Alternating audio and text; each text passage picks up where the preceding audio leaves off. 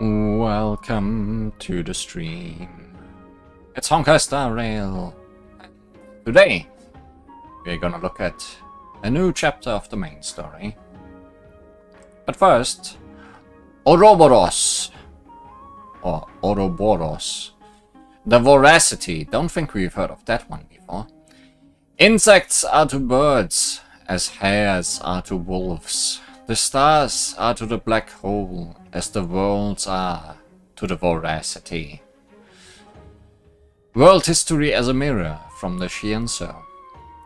The drinker of worlds, the unsatisfied devourer, the black hole with thought. They are an eon and a leviathan at the same time.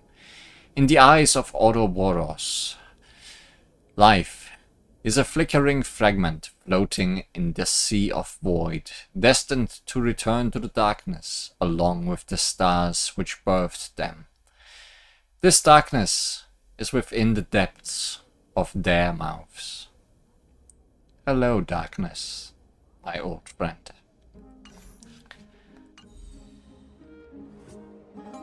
Today we start. Light slips the gate, shadow greets the throne. Hello, Shadow, my old friend. It's been a long while since Phynon entered the vortex of Genesis for the Strife trial, leaving all Chrysos heirs deeply concerned. Are you concerned? Let's see how concerned you are. What's this game about again? Darkness. It's still early. Where to now? Last I knew, it was about darkness. We are trying to catch all the old gods and turn ourselves into new gods. I think that's essentially what's happening.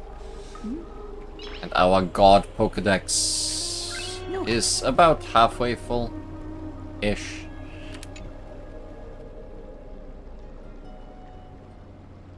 We also started writing a book with a weird rabbit friend we made. Essentially ... Aglaya, with all due respect, this trial is taking far too long. Yeah, he's been gone for a while now. Maybe I also was gone for a while. What do you think of this, Trinan? It's not possible to tell for sure what goes on within the vortex. All I can hear are fragments of speech and distant battle cries. So probably fine. Is it Phynon's voice? I'm not sure. It's difficult to make out clearly. Wait, no! Lady Trinan. Snowy's voice. I can't hear him anymore. There's a sun-like existence in the trial. It's burning him up. It has come to this, after all. Snow does melt when the sun comes out. What now? Get ready, my Demos. Are you going to leave Phynon to die? Why would we? The core flame is important to us, but it's beyond absurd to even consider sacrificing him to the Titans.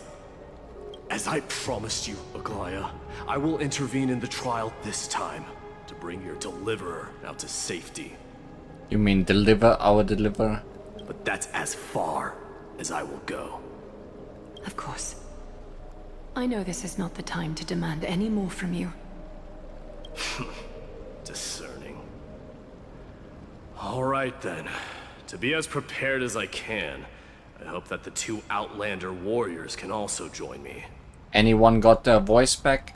That might not be a good idea. The core flame trial is many times more complicated than a standard ritual.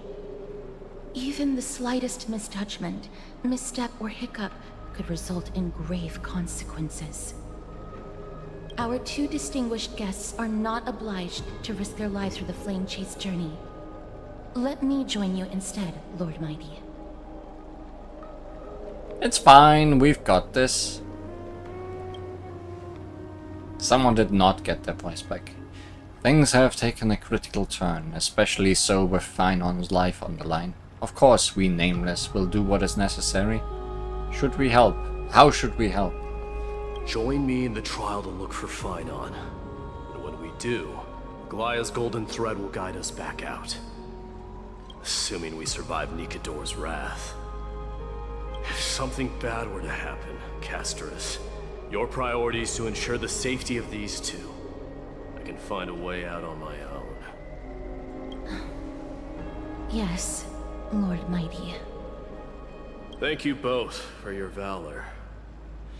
Time to get to work then. Let me have the honor of taking the lead in this battle.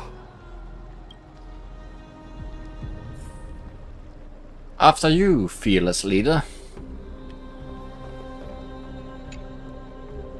Let's also make our way to the front of the Spirit Basin when you're ready.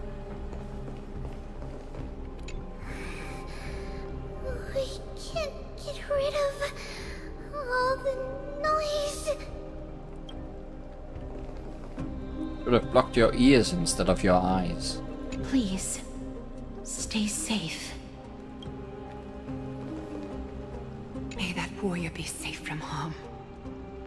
When you are ready, I will preside over the ritual on Trinon's behalf. Let's go. Trial of Strife.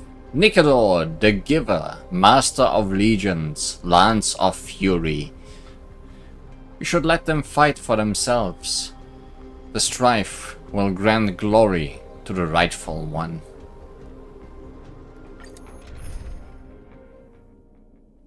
Team includes Mighty. It's him. He is very mighty. He follows the path of destruction. Our reinforcements from beyond the sky. Warriors of high esteem. Please close your eyes and hold your breath. They once kept the fate of this world, and many other challenges safe from the devastating rage of strife.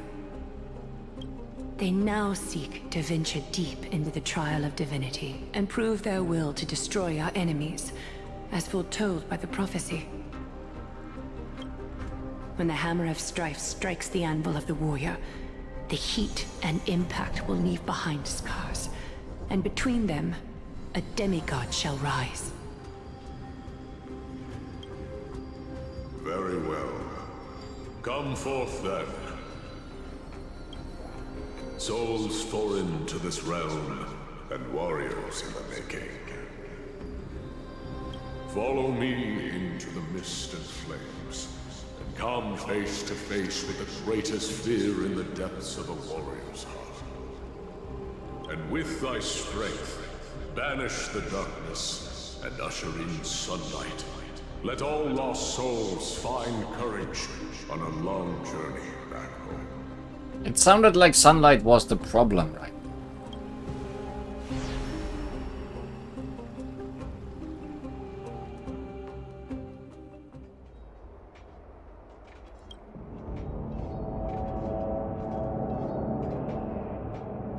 What? What's the matter? Surprised? Seems like we have a heat wave going on. Where there's strife, there's carnage. It shouldn't come as a surprise to see such a sight in Nikador's trial.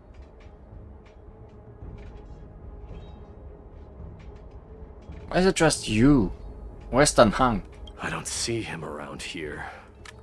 We should go first. Let's pray he stays safe. Huh. The greatest fear in the depths of a warrior's heart, huh? So, this is what he fears the most.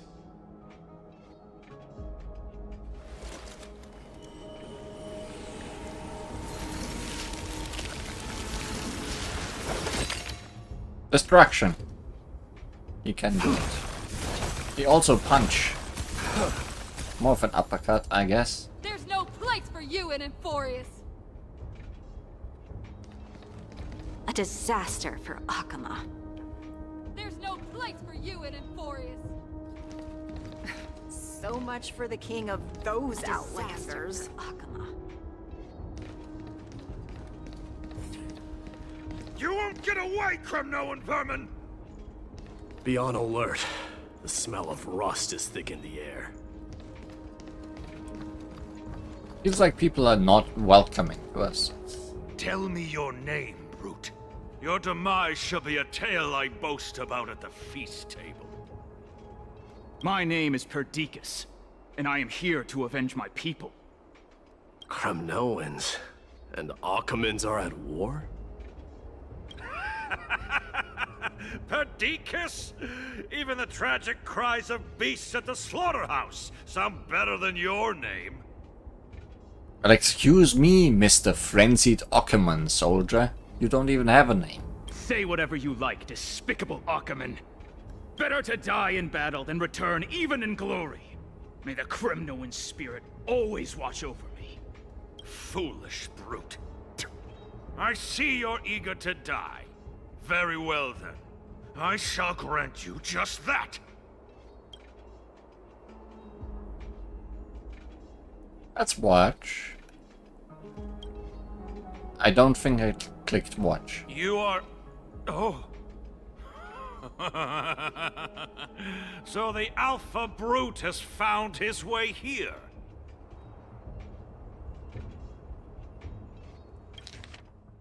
Yeah, I clicked intervene. Oh well. It's a pity, though. You're too late. You will never stop the Holy City's army. Watch as I make this pathetic warrior of yours the first sacrifice. Well, us stepping in did not help. Minimos, my king, avenge me. Is this? You're next.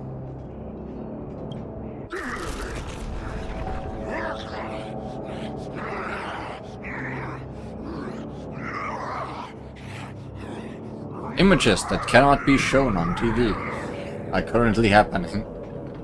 Face your death, cowardly king. This insatiable bloodlust is a product of Nikidor's wrath. Do we know all these? The Titan kills sculpted by strife. They are infused with Nikidor's golden ichor. Their robust bodies are the shields of the army, and they use their stony corpus to cut off their foes, while their powerful limbs carry rations across the battlefield. They are also used as sparring partners by the soldiers of Kremnos. I don't think we've read this. Fury Philosopher. They contain plundered rationality within their vessels. The reason behind their creation is not truly toward the study of universal knowledge, but to delve deep into brutal martial tactics and the merciless laws of survival, further spreading madness masquerading as philosophy. Fury Troop. They are singers under the lance of fury. In their lyrics come praise for soldiers and the Mad King, using divine spells to call upon Nikidor's blessing. And an archer. With faith as steadfast as flying arrows, they are the means to find prey for Kremnos' forces, hunting down beasts and foes across the wastes, ensuring none survive within firing range.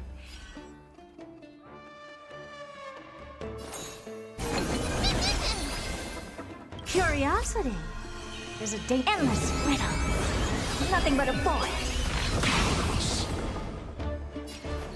Time to cleanse the filth.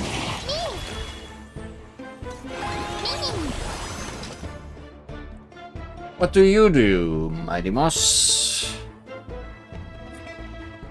Deaths are legion, regrets are none. Consumes HP and deals imaginary damage to one designated enemy. And minor imaginary damage to adjacent targets. For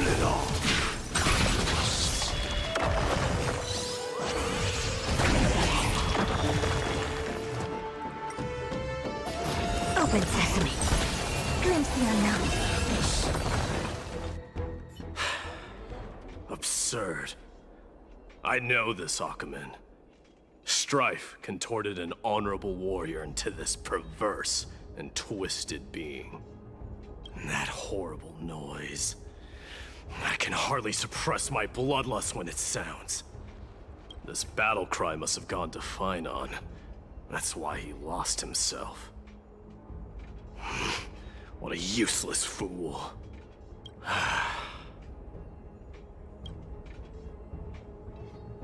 Why so solemn?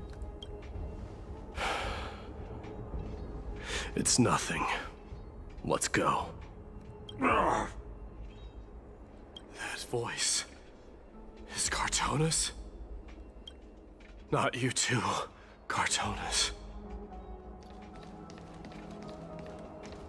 Mighty Mouse you are. Destroyed all the wicked king. Here to take my life finally?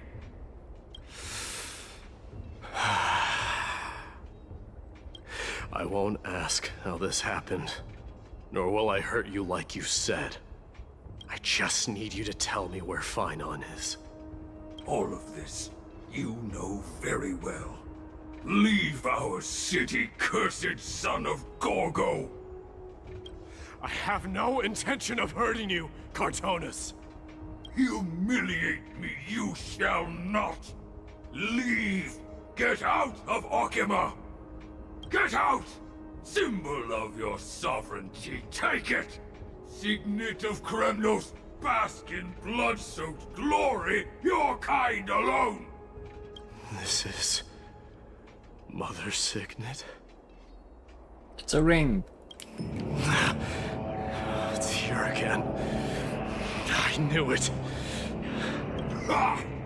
Finally gone mad, despicable vermin have. With your mad king, perish together in that maelstrom of battle! Enough! Be quiet! You were not at all Cartonis! Look out!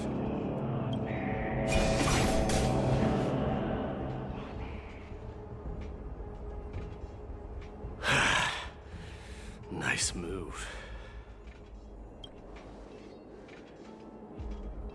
You too. Then Hang question mark? Are we up against Dan Hang's apparition this time? Wait. He seems calm and composed. Unlike the rest. Sane enough to communicate, it seems. Hey, grey-haired warrior, tell me. What was the last thing you said to me before I parted the waters at the Scale Gorge waterscape? Parted the waters. Ah, forget it, just kill me, alright? That sounds like something the real you would say. It wasn't easy, but I finally found you too. Question mark, no more. So, you are Dan Heng. What did you go through before meeting us? Just some memories from my past, nothing worth mentioning. You mean you saw your past too? The trial of strife is a vicious one, all right. What are you thinking? This might not be a single person's trial, but an arena for every challenger to engage their own delusions in a bloody battle. I saw someone from my past a while ago. Someone Finon has never met. How about me? I feel left out. That doesn't exactly sound like a bad thing. At least it means that we'll be able to find Finon here. We can only hope this battlefield is nowhere as extensive as I imagined it to be. Let's first follow the sounds of battle to their source. The battle cries seem to be getting a lot louder. I have a feeling someone is manipulating this battlefield. Someone who might not be Finon. I agree.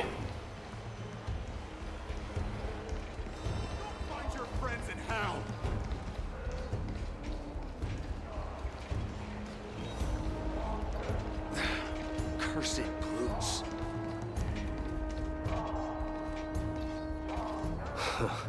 Just as I thought. This is where the battle cries were coming from. The true entrance to Nikador's trial.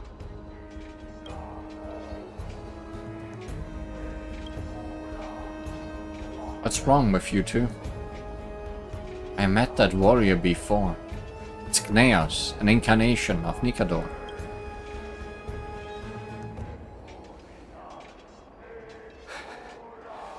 I'm seeing him for the first time, but there's no doubt about it. What I'm sensing can only be Strife's bloodlust. The one manipulating this battlefield is Nikador themselves. Mightimus, you are a keen warrior indeed. You know me? The blasphemous prince. Of course I know you. And I happen to know that you're here for the soul of that white-haired warrior. Great. Let's cut to the chase then. Hand over that poor excuse for a sword master, so we can be done with this farce. No.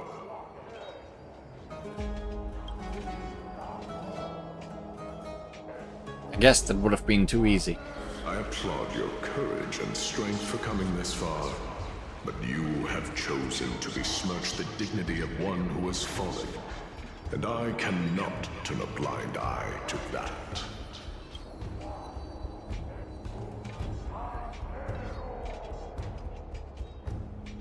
This is gonna be one fierce battle we won't be able to get out of.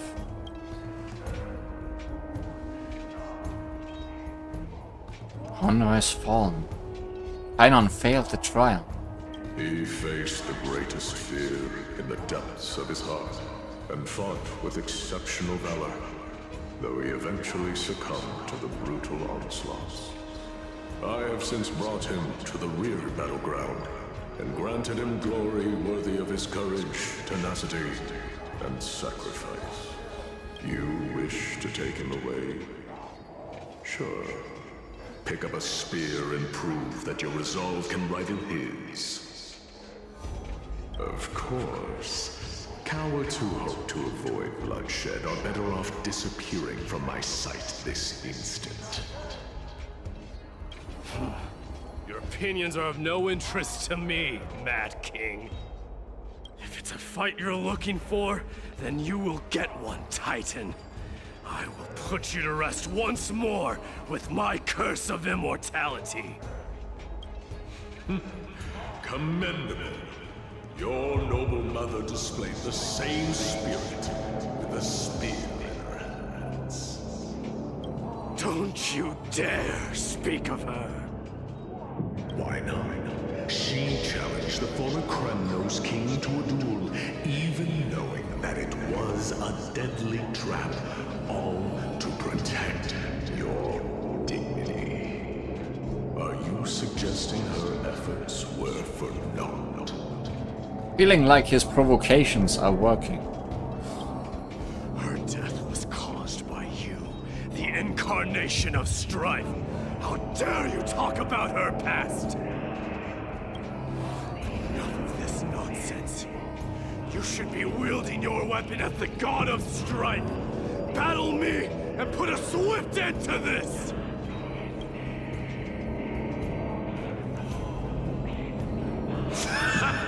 Your hatred is as clear as day, my Demos. My eyes must have stolen deeply. But thanks to that, I have also come to realize this is why you killed your father for the throne, only to let your signet sink to the bottom of the Sea of Souls, refusing to let the glory of Kremnos live on. This is why you slew the Strife Titan, only to reject the core flame, letting strife continue instead.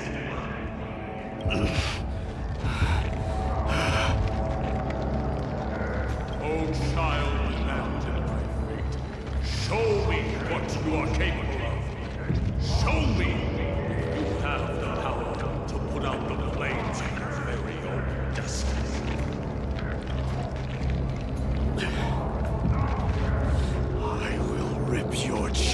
apart, Titan. The same way I ripped apart that former king. I see you wish to repeat this. Come at me then. Ignite the flames of your fears and step onto the battlefield. Take this fierce battle to the boundaries of strife and consume me. Or lose yourself in the fight and watch your defeated corpse burn to ash. Remember this, Sentinels. The son of Gorgo will be crowned in blood. Very great.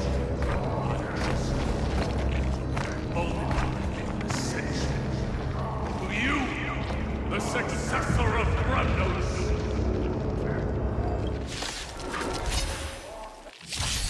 White warrior knew he was no match, yet he chose to fight till his very last breath. What about you, Lightamos? Can your murderous intent match up to what fate has in store for you? Prove to me that you're worthy of this power!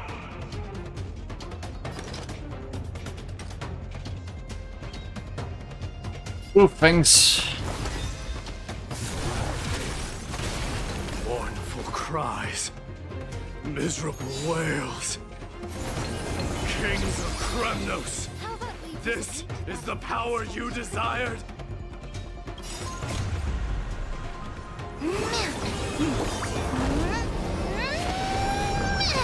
Miserable whales.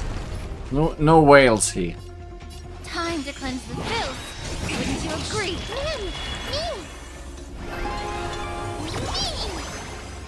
Spare no effort. The Let this truth place burns clear breathe as a flame. Everything in this world is merely fleeting.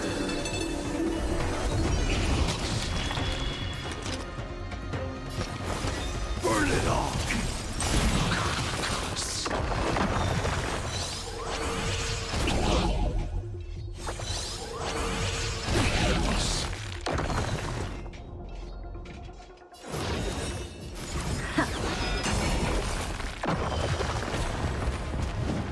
Oh, there's 3 waves, huh? I grant you the blood of strife. This raging power. I can hardly contain it. Something tells me he's mad now. Burn it all! He's just going by himself. Allow me to purge the root of this problem.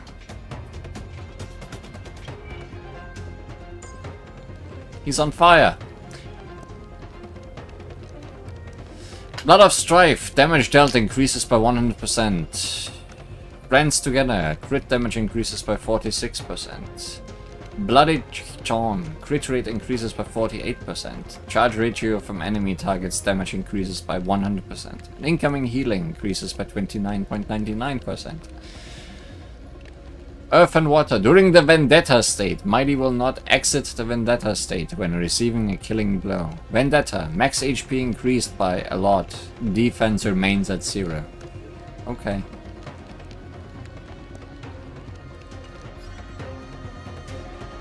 Dying soul, face me!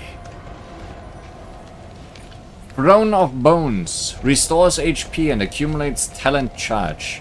Deals massive imaginary damage to one designated enemy and imaginary damage to adjacent targets. Then taunts the target and the adjacent targets. I allow you to accept your punishment. Not sure if those are bones. Both body and mind must be pure. All at once? I don't have time for games. You've just got to expand your thinking.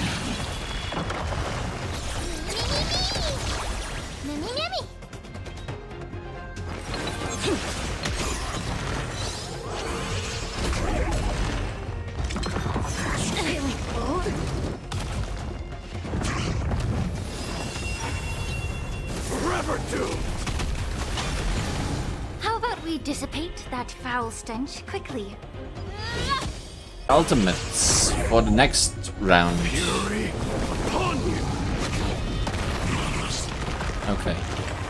Guess that was the correct choice in the end. Here you shall abandon your mortal body, King of Kremnos! The truth burns clear as a flame. Everything in this world is merely fleeting.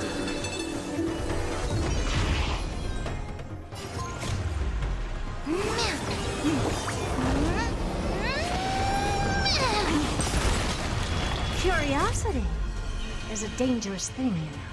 Endless riddles, but the answer is nothing but a void.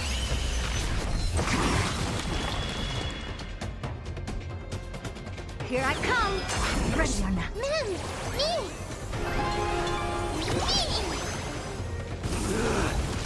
How noisy. All the battle achievements.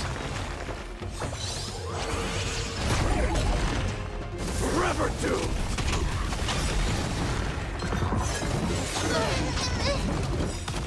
Dying soul, fate, I allow you to accept your punishment.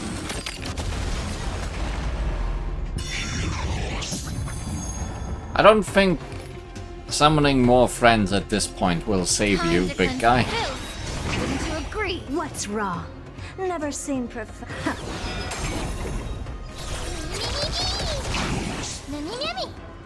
Actually, I don't think we've seen a Fury Preacher before. They are mighty constructs capable of housing a Titan's soul. With their greatswords, they stand ready to repel the rush of the Black Tide or turn their blade in a countering onslaught in a time of war. Fury Preacher will sacrifice their weaker kin, exchanging atrocity for divine punishment from the Titan.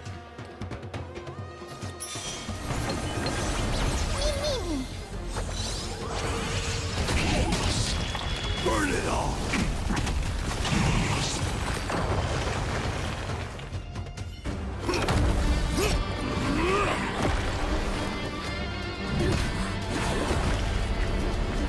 Watch out!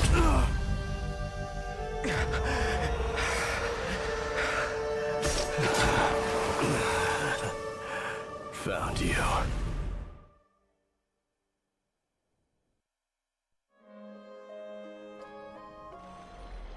Sometime later, ignoring the giant stab,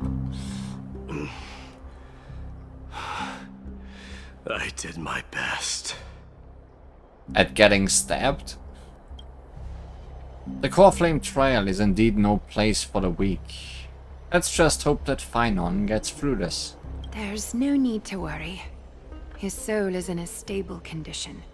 With ample rest for both body and mind, he'll be up and about in no time. The greatest fear in the depths of his heart. Lord Phynon must have been forced to relive his past during the trial, and revisit his homeland that had fallen to the Black Tide. In all likelihood. Giant green flash.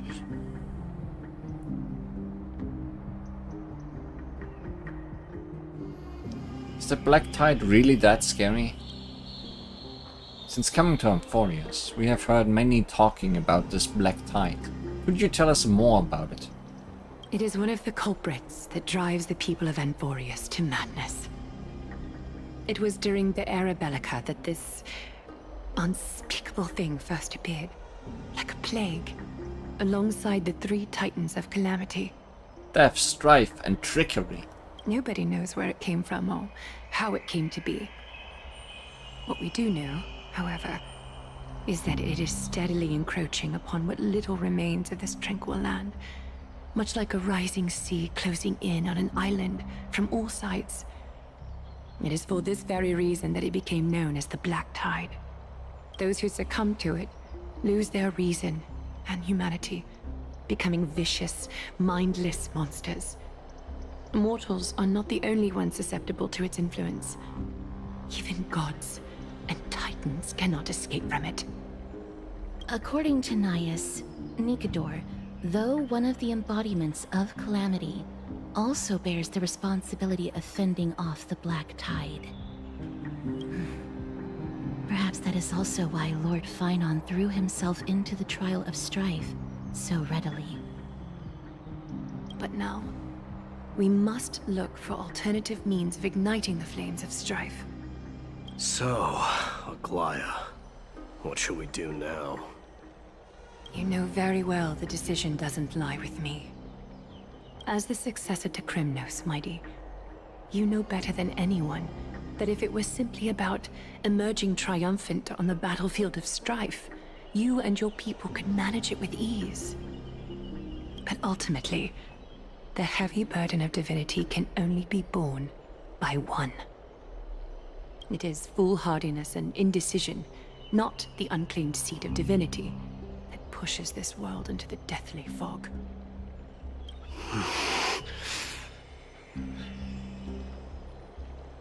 My dear, I think she is telling you to take on strife. The Black Tide.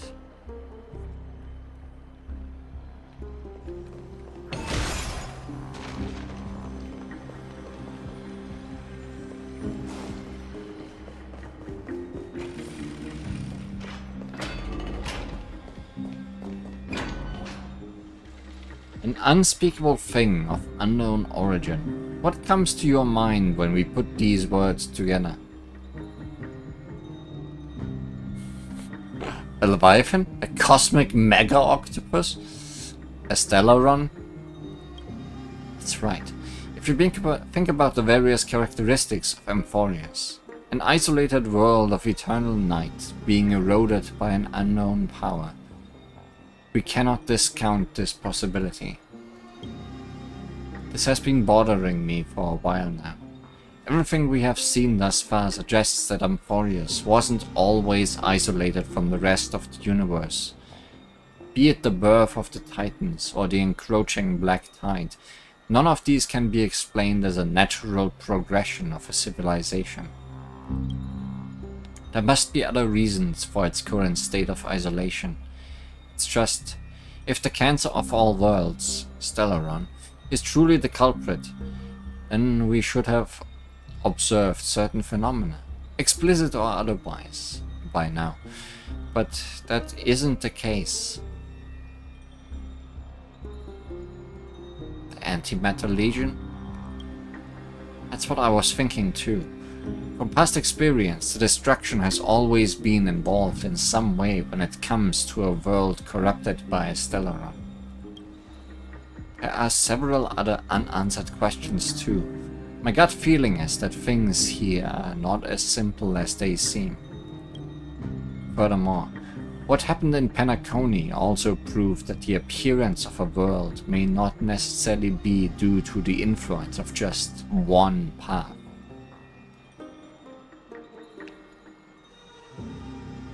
It could be an all-star cast. Heh. In another sense, it's Penacony all over again. For now, let's just take things as they come. The Black Tide could be a good starting point, since Nikador has fallen. Those who were suppressed by them will no doubt begin to counterattack now.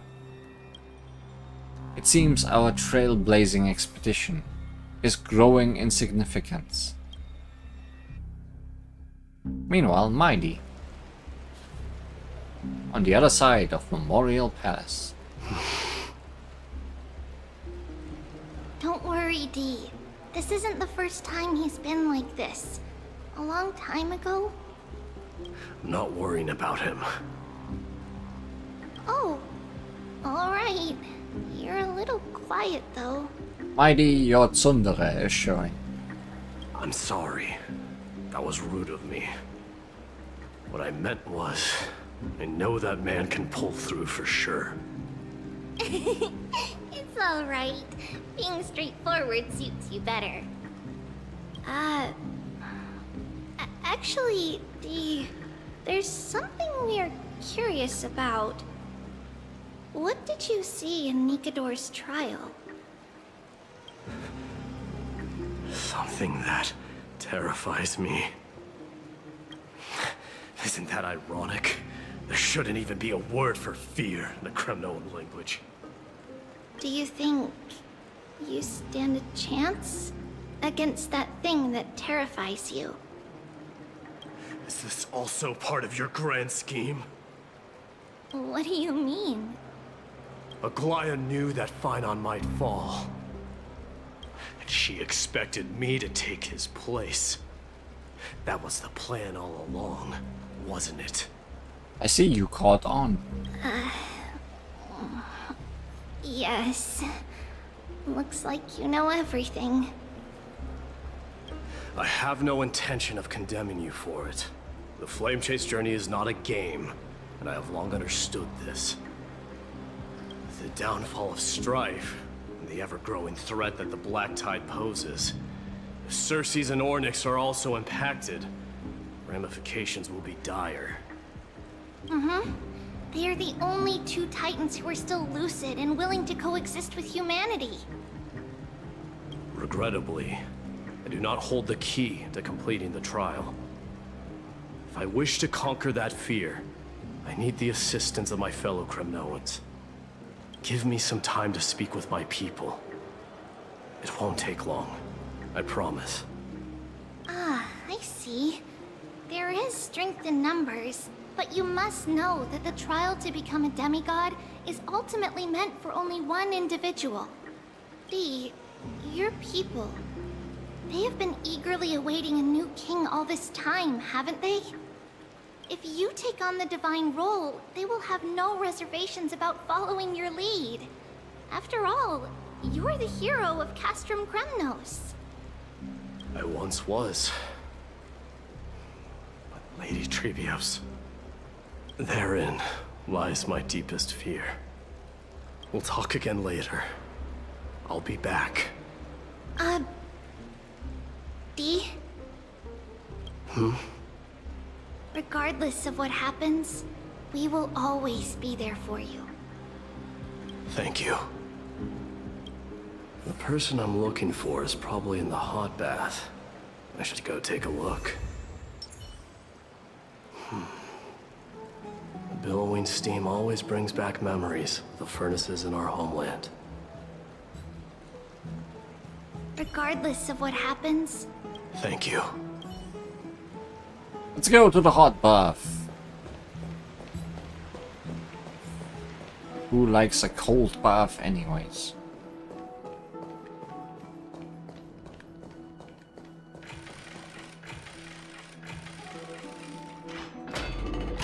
That door took some Children unlocking. left unattended by their parents? That's not safe.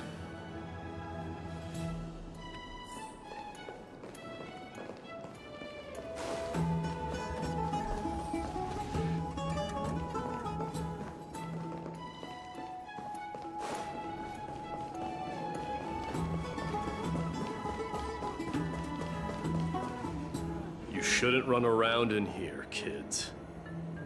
Hey, it's the Crown Prince! Are you also here for a bath? I want to hear stories about feats on the battlefield. The Crown Prince. Are you Kremnoans? Yeah, we are! The grown-ups said we used to live next to the arena. Well, next to the parts next to it anyway. My dad is a centurion with the Hydra Lancers, and my mom is the bravest warrior in the God Shield Brigade. We used to get tons of silver coins from Mr. Crateros. My parents are serving in the Holy City garrison now. As warriors of Kremnos, they're braver than any Achaemen. Why are you kids here alone? Where are the grown-ups? Yes, we need to recruit the kids then. Mom and Dad were asleep, so we snuck out to play hide and seek with Mr. Crateros. That old man can be such a child sometimes. Do you know where Crateros is? I happen to be looking for him. Sorry, I don't. Come to think of it, we haven't seen him in a while. Did he get lost while trying to find us? No way! Mr. Crateros is a member of the Royal Wing Elites. He's the best at hunting down enemies. He was counting near Verax Leo when we went to hide. I thought about taking a peek, But who knows if it might be a trap he set? It was prudent of you to be cautious. So, which Varix Leo was he with? It's... just take a few turns after you go out from here. It's close to the baths. Alright, I'll go look for it. You should consider the game over and head home for now. And don't play around the hot baths again. Might burn yourself. Wait, Your Highness! Is there something else? I heard you retrieved Nicodor's core flame. Does that mean we get to go back home soon? Have you ever been to Castrum Kremnos? You were all born in the Holy City, and are living lives no different from the Achaemens. Everything you know about our people comes only from the tales of others. You have never even witnessed the blade in the sky with your own eyes. How, then, is a city you've never seen your home? Because this place is definitely not home. Mom and Dad told me that the children of Kremnos are born to wield swords and fight on the battlefield. They also said that the Kremnoan detachment led by the Crown Prince is the bravest army across all of Emphorius. No one can defeat them. The kids in the Holy City don't play with us. The moment they find out that our parents are Kremnoans, they shun us. We don't care. We all know that the Crown Prince will take us home one day. Unsure about wanting to take them home. That time has not yet arrived. But... young men of Kremnos, heed my command. Return to your parents at once. From here on, you are to dedicate yourselves to rigorous training and a healthy diet. You must not neglect these two aspects if you are to become a brave warrior of Kremnos. Okay, big bro mighty. Only by following this path can you be deemed worthy of returning home. Yes, Your Highness! The future of Kremnos. I should find Krateros. Better before we run into more children. There he is. Rat! Oh, it's the Crown Prince of Castrum Kremnos. Get a grip. We're here by order of the Council of Elders. Even the Chrysos heirs have to think twice before doing anything to us. Out of my way, lackeys of the Council. The Civil Guard of Achaema is on official duty. Please keep out of this area. Calm down, my lord. Play nice. Don't make me repeat myself. I'll allow you to pass this time, but just this once. You sure are doing a great job being intimidating. So, you think yourself knowledgeable? Then here is a question for you. Do you know how Chrysius Leo and Castrum Kremnos came to be mounted on the wall? I don't know, my lord. How did it come to be? Let me enlighten you. A long time ago, the founder of Castrum Kremnos led a group of warriors to hunt down a lion on the outskirts of the city of Tritos. That vicious beast had been a menace for years, and the bones in its den were stacked even higher than the peaks around Achaema. But do you know what happened? Nary a moment had passed after the beast's head peeked out of its den, when the Kremnoan warriors surged forward and brought it down within the blink of an eye, shattering its knees with a single strike. And then... why are you red-faced already? We haven't even gotten to the best part yet. I'm not sure if it can get red-faced. It's your storytelling, my lord. You're weaving such a captivating tale that it got my blood pumping. Please, go on. Well, well, if it isn't Lord Mighty. It's been a while. Oh, what in Akama is happening? To what do I owe the pleasure, son of Gorgo? Krataros. My esteemed teacher. Let's talk somewhere else, Mighty Mos. I'm tired of speaking with this silly lion. What about the Council's informants? Those two hyenas are nothing but scavengers of rotten meat. They couldn't bite even if they tried. They can follow us if they want to. Let's go.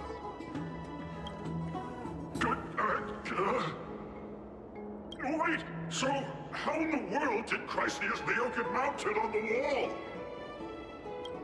Keep up with us, you hyena. Oh, sorry. I meant officers. Hey, old man, how dare you? Okay, they are Calm following. down. Calm down.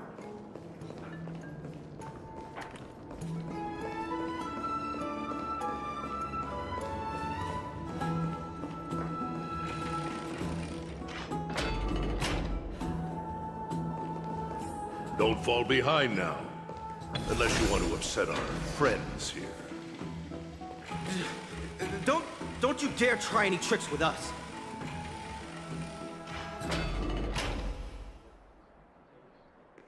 We're almost there.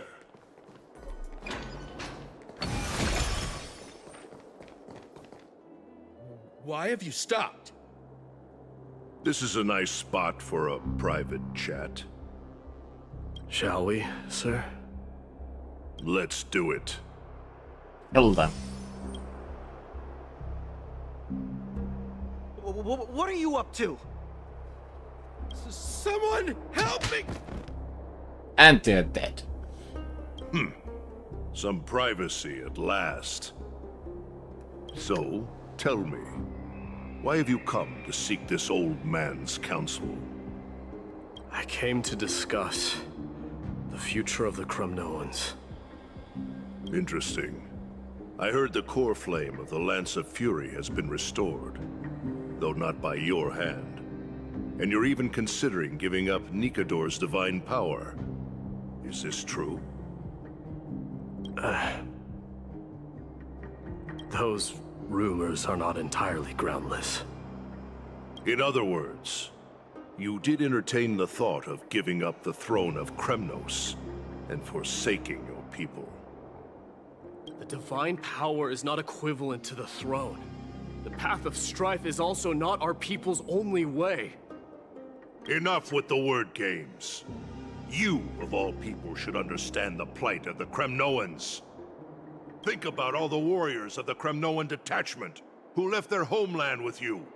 Think about their children. Only the yearning for our former glory days has kept us going all this time. If they ever learn that the Crown Prince they look up to so much is actually toying with the notion of stepping down, think of the disgrace it would bring upon your departed mother, Mighty Mos. You best remember that she died for you because of Europon's schemes to restore the glory of Kremnos. Since you've brought that up, tell me, who is responsible for my father's death? Are you trying to shame me, Mighty Mos? I may be old, but I haven't become so decrepit that I've forgotten it all. Of course I remember that Europon died when the Kremnoan detachment surrounded him. You drove the spear into his chest with your very own hands. That was merely the final outcome. Do you still not see it? What led my parents and our people to their downfall is none other than the strife we speak of. The quest for glory. The tenet of valorous death before glorious return. This is the creed of every Kremnoan, no matter whether these beliefs are justified or not. Don't be ridiculous. The only thing that could slay a king is a spear. Even an infant knows that much. I'd never do it with a sword. I swore to your mother that I would guard your crown with my life. I never foresaw that the son of Gorgo himself would be the first to turn his back on the Kremnoan spirit. Gorgo. Your mother bore that name. The name of the great founder of Castrum Kremnos. And she upheld that name with honor. If you choose to turn your back on her legacy, like a wretched deserter, do not fault me for withholding my loyalty, Mighty Mos. I came to discuss the future of our people with you. But it appears this is not the right time yet. Go, Mighty.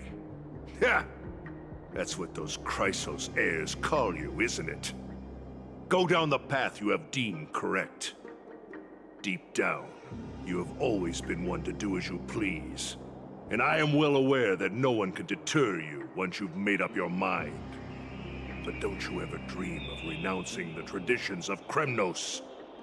We may reside in Akama now, but we remain eternally bound to strife by blood. Bloodlines no longer hold any significance in this era of destruction.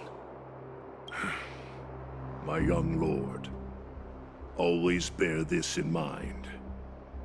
Never reveal your vulnerabilities to anyone. A lion should never dwell amidst its prey. Especially when it wields power enough to dominate the entire hunting ground. Eurupon, the boy did nothing wrong! This is murder! Do not sully the noble name of Kremnos with the blood of an innocent child. You mustn't reveal your weaknesses to the enemy. This child is shining. Surely we should throw it into the sea. Enough! My decision is final.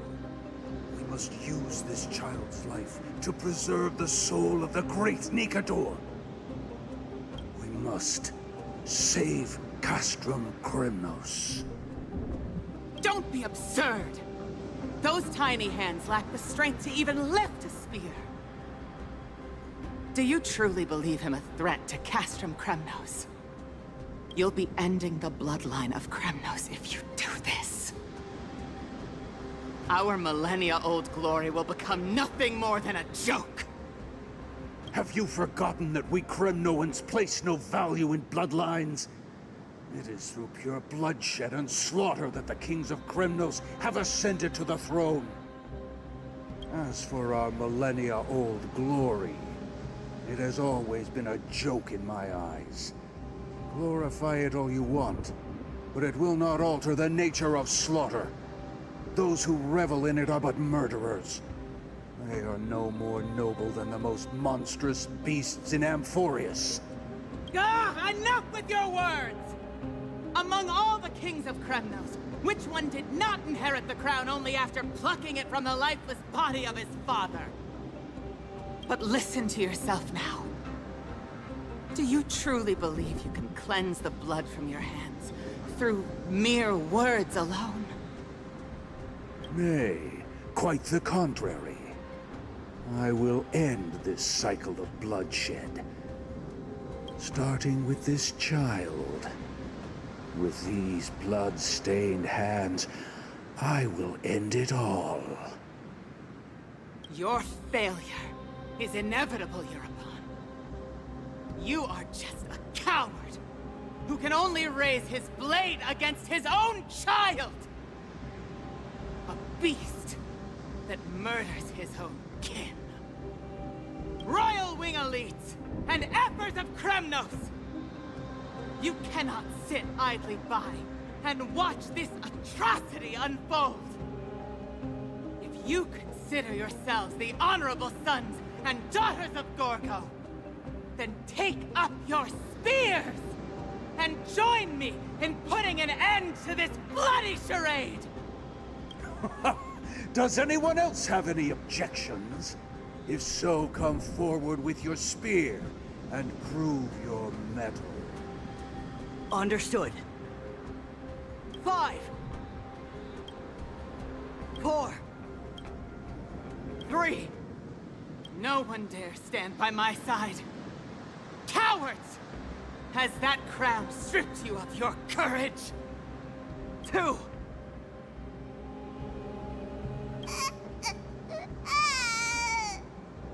Hey crowds, that's what you sound like. 1.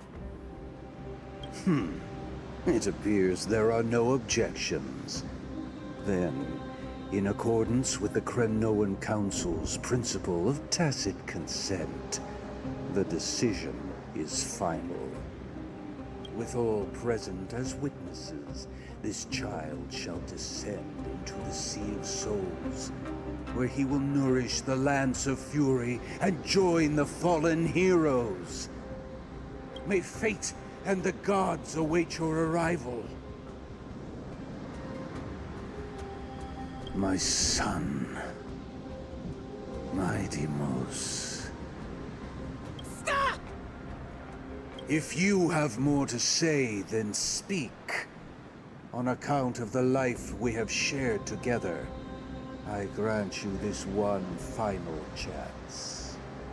With the blade of fury above us and the council bearing witness, I, Gorgo, hereby move to challenge the crown in accordance with the laws of Kremnos. O unworthy king, in the name of the Council of Elders, I demand that you duel me! He's so angry. Very well. We shall see who the Kremnoan blade strikes down. My Deimos, my son. They all tell me to forget. But how could I ever? The son of Gorgo will be crowned in blood. If there is no Kremnos without the crown, then I shall seize the crown and smash it to pieces to bring the people to their senses. The mother roared in anger. The armies remained in silence. Only the cries and the waves of the Sea of Souls echoed. Now in your private bath chamber. Ever since the battle with Nikador, you haven't slept so soundly in ages. Even if death itself came to rouse you, you would proudly retort, "Why does life slumber? Because the bed is warm." Yet a chill from the river of souls wafted by, a sensation hauntingly familiar. Could death truly be at your door? Best to open your eyes, just in case. Oh yeah, I do see death. Miss, you're awake. Castoris, why does life slumber? That's a complicated question. I'm not sure I can answer that. I thought you'd be smarter. I apologize for arriving uninvited. I saw that you were still asleep, so I took the liberty of waiting nearby. With my aura of instant death. I bring a message from Lady Aglaya. She has prepared a gift for you and Dan Hong, and wishes to present it to you in person. Gift? Gimme, gimme. I'm glad you're in good spirits. Alright, let's set off. Nameless recollection, the Crown Prince of Kremnos revealed the past in that trial of apotheosis. The past gained through your travels. Head to the book and write it down. Could do that. Is this just the book? Hey, come out.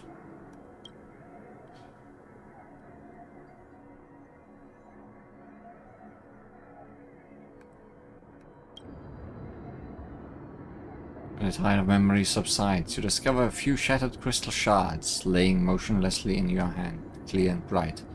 Is this a gift of destiny? These are memories from when I lived with Dan Hang in the bath chamber. I never thought I'd see them again. The memories are vivid. Get some memory crystal shards. You can recall the life you led with Danhang and Emphorius and convert them into a fixed amount of memory crystal shards. Refreshes at the beginning of each week. Good to know. Sure, that's not what I wanted though. I want the book.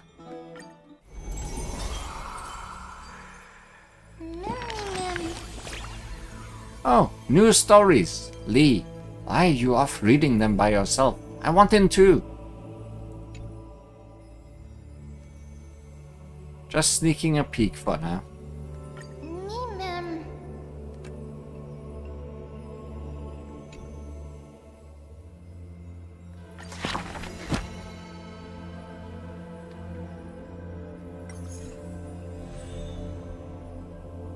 Having witnessed the Kremnos Crown Prince's past, now drop in that strand of nameless recollection.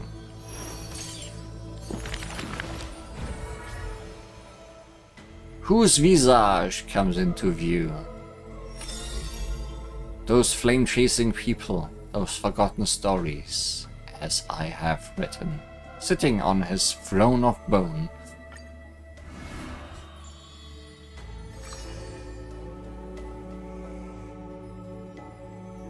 Nations, by the aversion.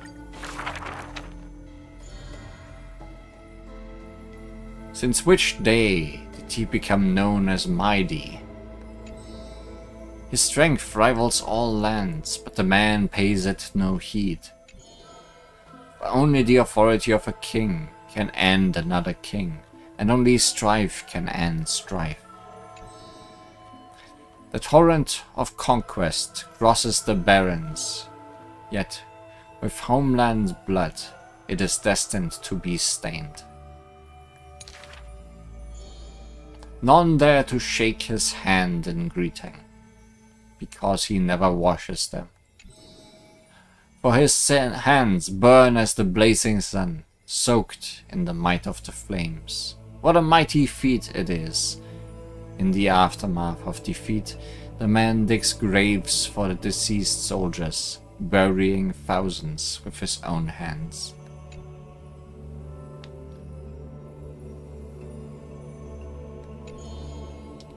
In that fight, he crushed all invading blades with his fists.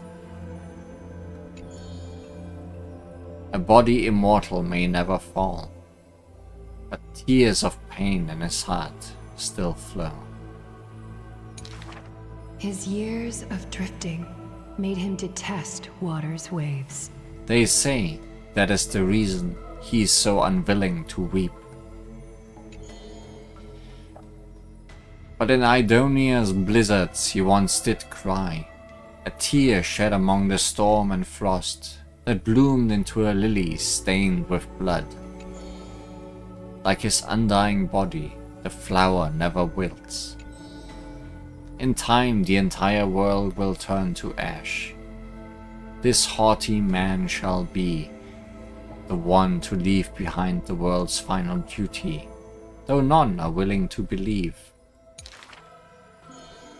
Unlike his kin, those patterns are carved with his blood. A matter so suspicious, it stirs the ambitions of the mundane. A blade that can cut through the mighty must be enough to slay gods. The people to this day still seek it, yet it simply is a tradition he follows closely. Do not let your enemy notice that you are bleeding, and thus convince them that you are someone unsurpassed, a warrior supreme. Apart from Kremnos' traditions, what do you have left?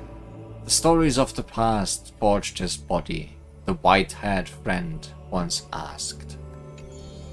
The man goes silent and still, his gaze burning into the horizon, looking for a distant past. In his days of wandering, the same question was asked by thousands upon thousands, and he never denied. That is why I walk on this path. And he walked 1,000 miles and 1,000 more.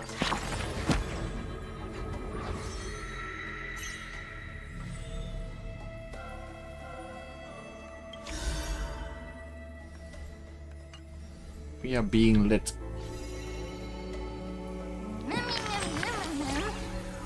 Did you know that Okama is full of stories about Mighty Mouse? He's just bursting with tales. Are all princes like that?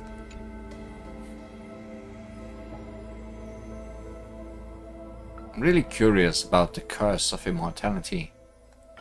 Ma'am!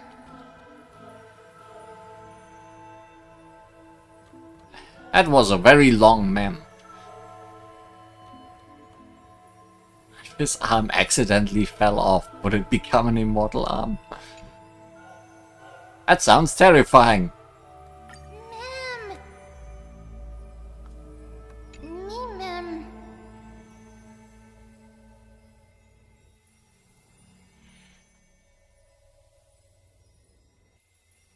Ma'am.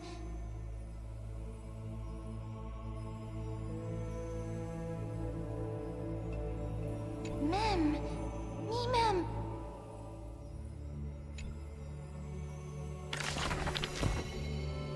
Thanks, ma'am.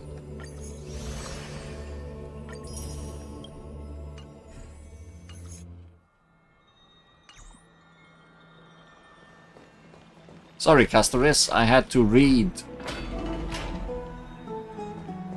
The baths are bustling. Now that Nikador has fallen, the soldiers in the city can finally catch a break.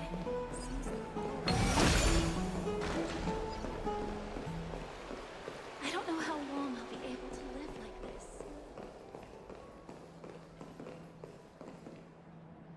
There's a lot of those lions around. Is that Lady Treby and Lady Trianne? And also a random other lady. Ah, you must have forgotten. This is a precious relic from our hometown. We definitely all saw it back then. Trianne, this is a counterfeit. We both know it's impossible for something this fragile to have survived all those years in one piece. Nothing is impossible. We are fragile too, but we still got through those sad times. Ugh, look at that color and how it glitters in the light. It's exactly as we remember it. Why won't you buy it? If someone else gets to it before us, we'll miss our chance forever. Calm down, Trianne. You need rest. Please, there's no need to fret. If you need more time to make a decision, I can put this aside for you until tomorrow. Or until you're ready? No, it's all right. Trianne is just... she'll come to her senses tomorrow. We'll be off first. Trianne is just... what? Trianne is super mad, that's what! You've forgotten all about Mama! Mama gave us something just like this before! One angry triplet. Trianne...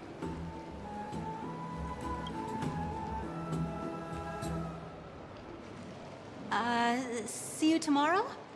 I hope you two patch things up soon. See you tomorrow. May the winds of fortune bless you.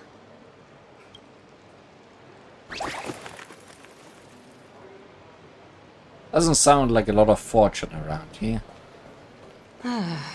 It's so hard to understand what they're thinking sometimes. Excuse me, if you don't mind, could you tell me what Lady Treby and Lady Trianne were discussing just now? Oh, it's Miss Castoris. It's been a while. Well, honestly, I'm not quite sure myself. See, I have a little hobby of collecting handicrafts. Some time ago, I found this trinket being sold at the Marmorial Market, and bought it to use as decoration at my stall. When Lady Treby and Lady Trianne walked by earlier, Lady Trienne happened to catch sight of it, and promptly insisted that it was a precious memento from her hometown. But Lady Treby believed it to be a counterfeit. She said it couldn't possibly be from Yanisopolis. The likelihood of such fragile glassware surviving the Chrysos War is simply too low. For some reason, Lady Trienne became awfully upset after hearing that. I see. Madam, would you mind selling this trinket to me? Certainly. It's just...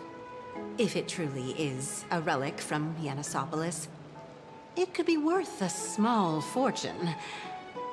Miss Casterus, I'm running a business here after all, so... What's the price? I have so much money. I understand. Feel free to name your price. Glare at her in silence. I suppose I can sell it to you at cost as a sign of goodwill, Miss Casterus. Just promise to support my business in the future. Much appreciated.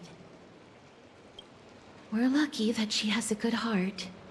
I'm not one to venture out often, and while I have some savings, it takes a lot out of me to even talk to people, let alone haggle.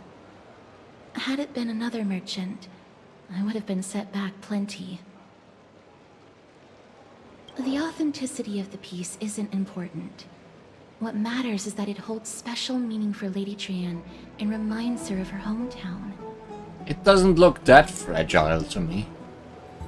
I've long wished to show my gratitude for Lady Trienne's care, but I haven't been able to come up with any ideas for a suitable gift. This chance encounter today feels like divine intervention. Perhaps this is the gift I've been searching for. Still, this trinket is admittedly rather fragile. I will have to make some adjustments and stitch it onto wool felt to protect it. That way, no matter how much Lady Trienne runs around, it won't break easily. Alright, back to business after that little detour. Let's keep moving. Don't stray far now. We've already kept Lady Aglaia waiting long enough.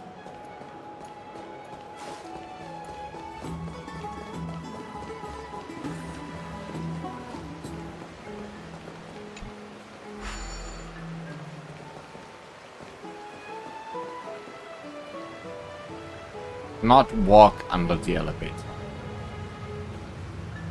No crushing may happen.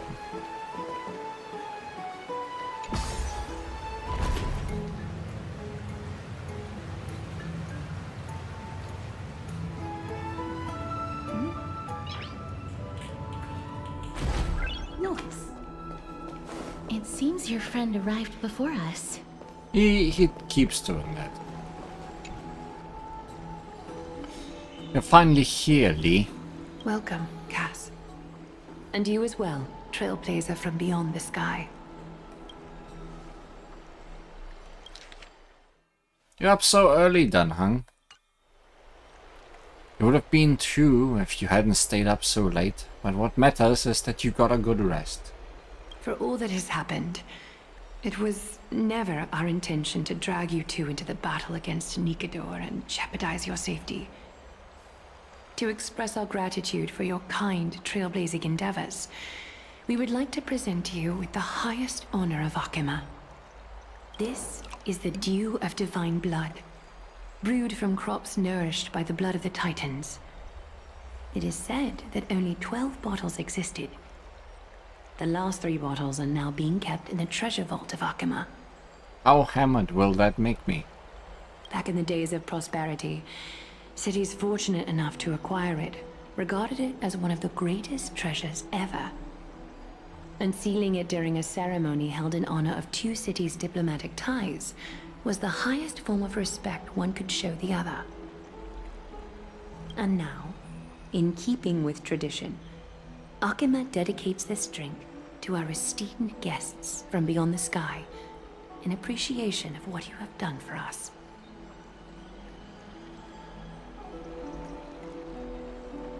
I'm not of drinking age yet. The Express has house rules about drinking, and even I am not exempt to them. This precious gift isn't simply a token of gratitude, though, is it, Lady Aglaya? Very perceptive, Mr. Dunhung. Your heroic deeds have proven that you come in good faith. With the dew of divine blood as testament, we wish to forge an alliance with the Trailblazers. With all due respect, won't forging an alliance with the Chrysos heirs embroil us in the conflicts within Occam? But Dunhung, we want to be embroiled. I'm sure you can understand where our misgivings come from, Lady Aglaya. Ah, my gift! My gift! Wow. You seriously took a liking to the gift. Having said that, Lady Aglaya, please don't misunderstand. We will still do what we can to assist you in the Flame Chase journey. It's just, I heard of the friction between the Chrysos heirs and the Council of Occam. As outsiders, we are wary of getting caught up in this conflict. Wow! Gray and Danny have sharp eyes indeed. You'd make outstanding members of the Twilight Courtyard. Umst. No need to worry, by the way. I can tell from Lady Aglaya's tone of voice and micro-expressions that she's being genuine. It's Barbara! Not only are you guests from beyond the sky, but you've also done so much for Akuma. You're practically heroes to us all. Lady Aglaya would never subject you to Aquila's judgment. You are? Oh no, Meme became human. Sure. Hyacinth, thank you for taking care of the wounded of the past few days. Oh, it's no trouble at all. The patients are very cooperative when we attend to them. I'm just thrilled to see them all going home healthy again.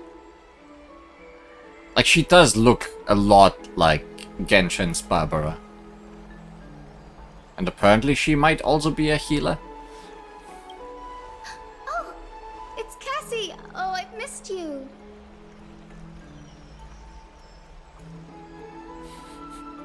Barbara in Clee's clothes, yes. Gray? Danny? Aren't they just the cutest nicknames?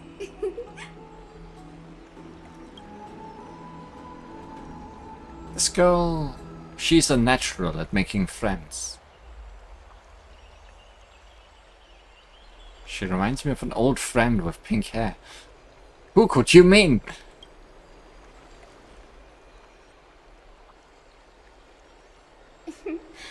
As an acolyte of Aquila, I'm here to bring healing light to the world. Plus, I've heard you're also children of the distant skies. Fate must have brought us together. Can we be friends? I'd love to hear your tales of the sky. And oh, it's a rare occasion that Akuma presents such an invaluable gift to guests.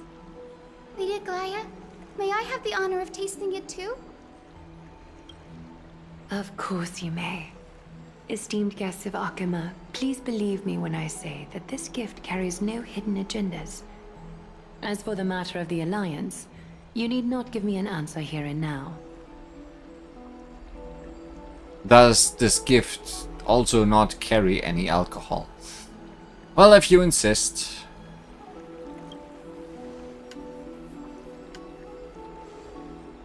I see. In that case, we will accept this gift from Akuma.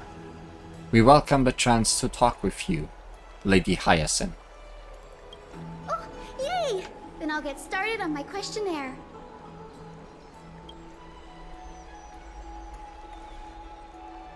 Pardon the question, but I've been meaning to ask this for a while.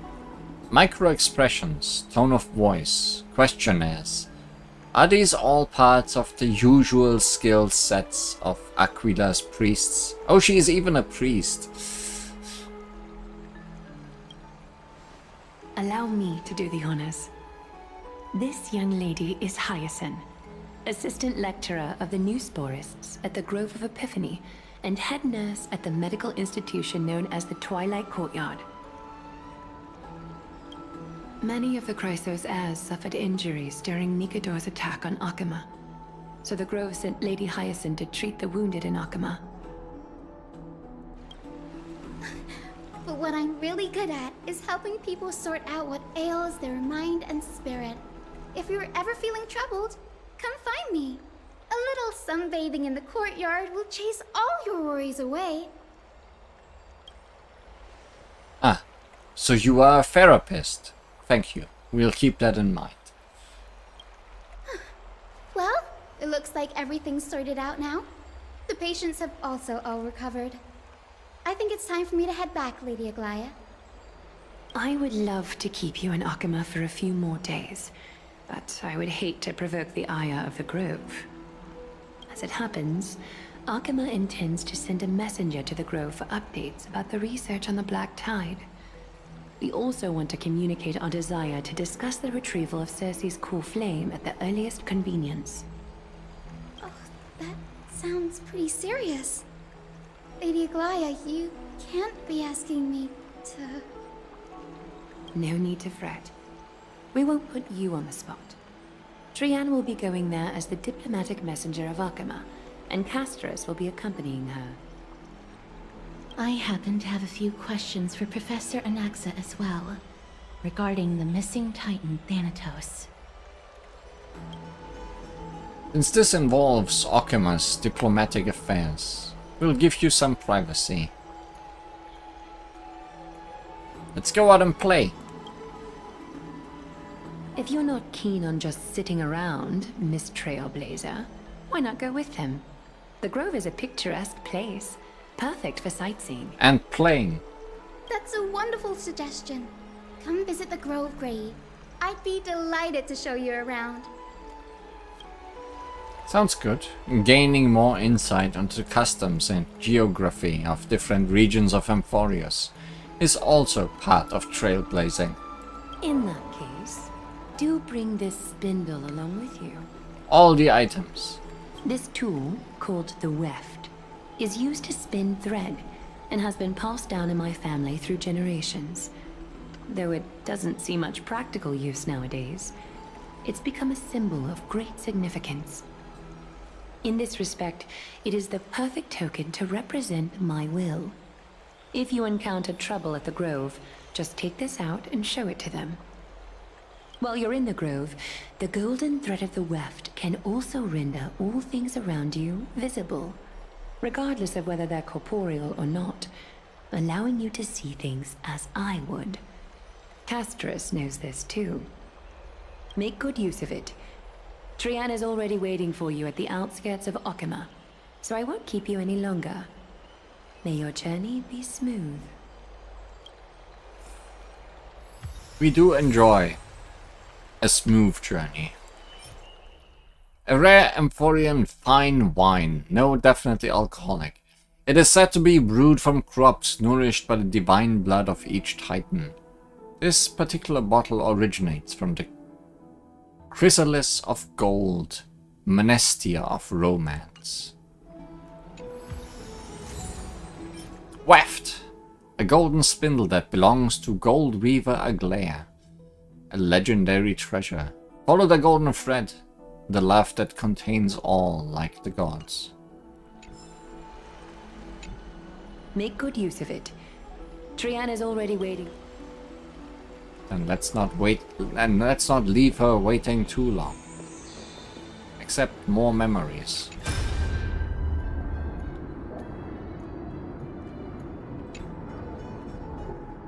Painon, has the latest batch of refugees been admitted into the city? Lady Tribi, the refugees have already settled. I hope that the Holy City can heal their fatigued minds and bodies. Which city was it this time? Idilia. A A city of books that worship Zesses. Those insane Titan King almost turned the city upside down. All of their books were burned too. It seems that the matter of reclaiming the core flame of Nikador is urgent. We must reach a verdict on who will bear the core flame of the Lands of Fury. Aglaia, you must understand that all I want is to extinguish the long-tainted soul of my clan's gods with my own two hands. As for the core flame, make arrangements as you see fitting. I see your concern only stretches as far as yourself, mighty. There is no need for humility among warriors. We are faced with Nikador. Should use our strength to seize the core flame. Or are you saying you are scared? Perhaps you think that your skill in battle is no match for mine, and you have no choice but to ask for mercy in advance. Don't make me laugh. The Kremnoan dictionary does not contain the word scared. As for a battle of strength, you are welcome to try me right now. Stop fighting, stop fighting. We don't know where Custom Kremnos has drifted off to. Where are we supposed to go in search of Nikador? Lady Aglaia, we have another matter besides the looming threat of Nikador. We have lost contact with another distant city. Cass, are you saying that it was not the work of Nikador? No matter how ruthless Nikador is, there's no way they could erase an entire city in an instant without leaving a single survivor. I understand. I will send Cypher to take a look, if she is willing. For now, we shall have to sit and watch for any developments from inside Occam. The golden thread grows tighter by the day. Yet waves of life can be felt from time to time. I fear something big is about to happen.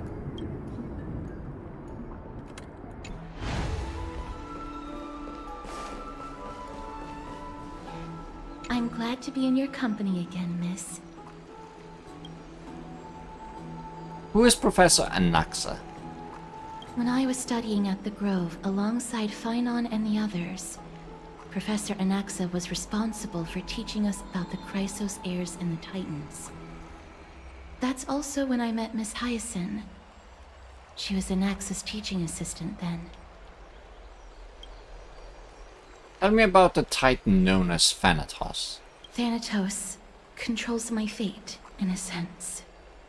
The curse I bear came from them. Makes sense. And they have something of mine. Something of great importance that I must get back from them. What is the Grove of Epiphany? The Grove of Epiphany is Akama's partner academy.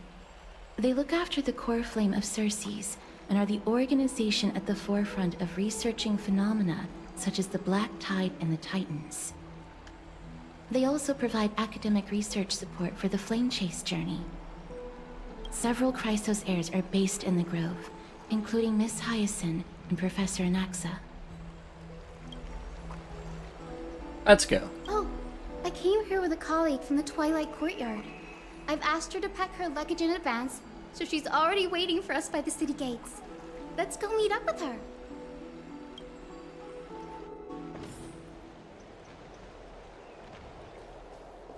Quickly bringing me where I need to be, I guess.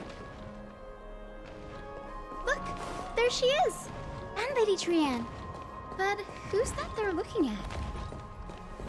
Another dead person.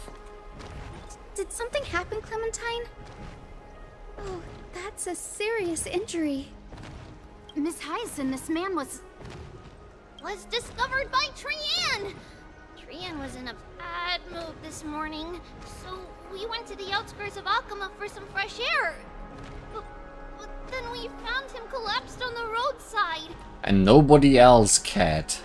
Trianne knows the city has good doctors, so Trianne brought our new friend into the city to look for a doctor. I was waiting here for Miss Hyacinth when I bumped into Lady Trianne. But by then, this man was already in critical condition, so I had to perform some emergency treatment first. These wounds... They're caused by the black tide. This is bad. Clementine, prepare a ward for this man at once. I'll treat him myself. It's a miracle he's still alive, considering how badly the black tide injured him. Gray, Cassie, and Trianne, would you mind making your way to the grove first? Once this man is out of danger, Clementine and I will join you. As a healer, I cannot ignore those in need of medical attention. I understand. May fate have mercy on this poor man. Trianne believes he'll get better. Everybody, follow Trianne! Fly, fly, fly away from Akama! Well, someone's excited. I'm sorry for leaving in the middle of the journey. But as a healer, I can't just stand by and watch someone pass away in front of me. Please make your way to the grove first. May Cersei safeguard your thoughts. There is another person lying over here. Are you aware that there may be someone passing in front of you? All the same. Down this road we go, to the skies we fly, leaving Akama behind! Little Cass, little Gray, are you ready? Everybody has different nicknames for me. Are we not using the Century Gate? You might not be aware of this, but using the Sentry Gate takes a significant toll on Lady Trianne. Oh no, is she gonna shrink even more? Mm-hmm. Trianne promised Treeby that we wouldn't open the gate unless we had no other choice. Let's go. I'm ready too. Okie dokie. Everybody, let's hold hands. To the grove we go! Grooving at the grove. Rock. It's harder than I thought to sew gemstones onto Wolfeld. Oh, hi, ma'am. Cass, memmy, memmy, mem. Memmy, mem, mem, mem. Oh, you can actually say names. Mem wants to try sewing. Here, why don't you give it a go? I wanna try too. Sure. Memmy, mem, mem. Mem, cheer, mem, mem. You keep having more words. Oh, this is amazing. It seems as if their voice has become more intelligible after the battle with Nikador. Oh no, by the end of this, Mem is gonna talk normally. After spending the last few days together, I feel like I'm gradually gaining the ability to understand what they're saying. Even if it's just a little. Mem, mem, mem, mem, memmy, mem, mem. Memmy, mem, mem, memmy, mem, mem, mem. Memmy, mem, mem, mem, mem, mem, mem, mem. None of those words were normal. Scary. Don't teach her how to sew, Cass. Memmy, mem. Memmy, mem, mem, mem, mem, mem. Memmy, mem, mem, mem. Memmy, mem. Memmy, mem, mem, mem, mem, mem, mem, memmy, mem. Memmy, memmy, mem. Mem, mem, mem, mem, mem, mem, mem, mem. Ah, memmy, mem, mem. Mem, mem, mem, mem, mem, mem, mem, mem, mem, mem.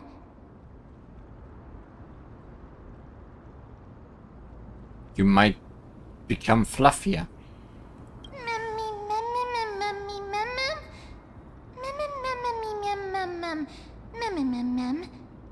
I don't think it's a secret. Cute. Is everybody awake? Little Gray, little Cass, and a little pink puppy? Not sure if puppy. Puppy? Memmy, mem, mem, mem, mem, mem. Memmy, mem, mem, mem, memmy, mem, mem, mem, memmy. It's already action hour. Lady Trianne, I hope you're well rested. You were talking in your sleep. Did you dream of many things? I just learned the most useless words.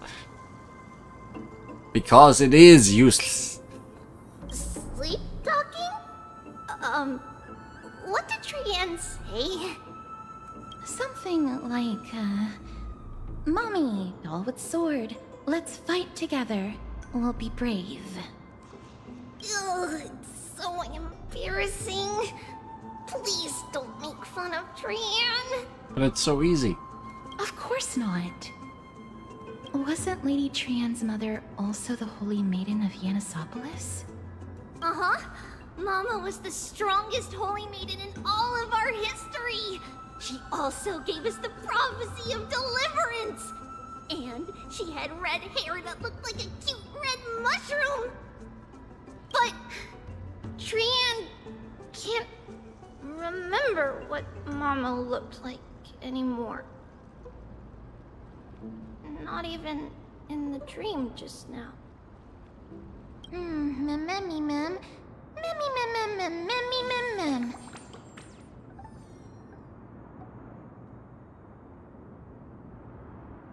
So, what's your superpower?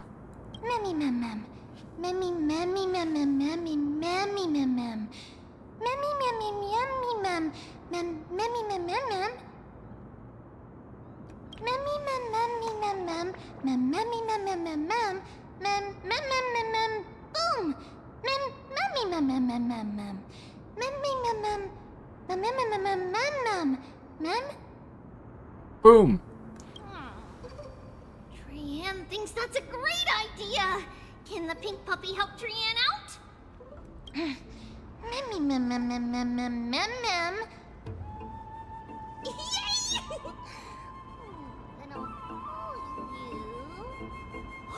Little Memmy from now on! Perfect.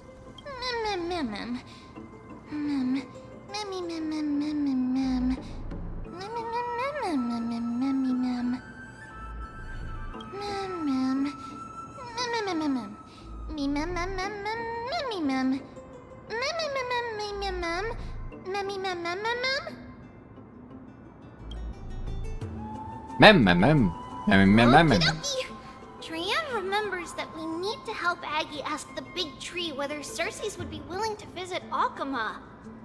If we follow this woven trail and keep going upward, we'll reach the grove in no time!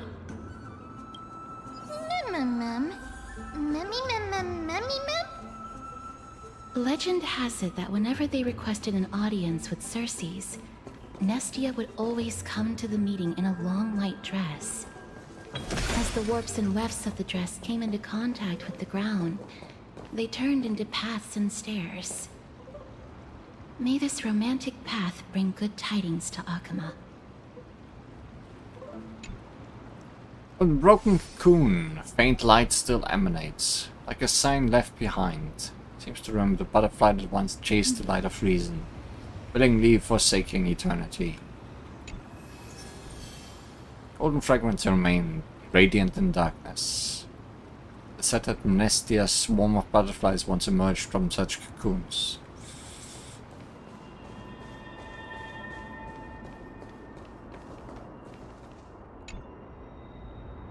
Grass has quietly crept up the folds of the statue's garments, and blue flowers bloom at its feet. The faceless guardian appears to have stood here for millennia, silently observing generations of scholars as they pass by. One wonders whether it guards the grove, or waits for someone who will never return.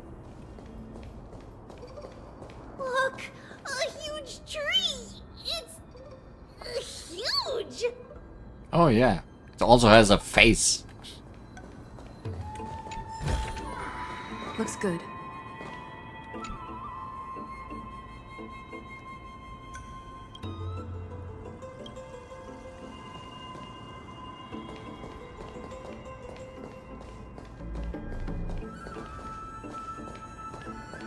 These are just all the same, I guess.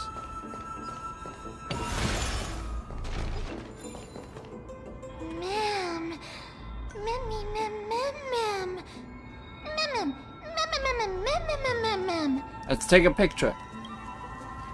giant tree bowed slightly in the silent forest, tilting and falling into the wilting green waves. A passing breeze rustled through the leaves, as if it was sighing, softly fading into the lightless ocean above one high. Would March 7th appreciate this sublime scene? You are uncertain. Then hung, perhaps. Never mind. Every time he encounters a tree as big as this one, it would be a deeply troubling situation. Take a photo.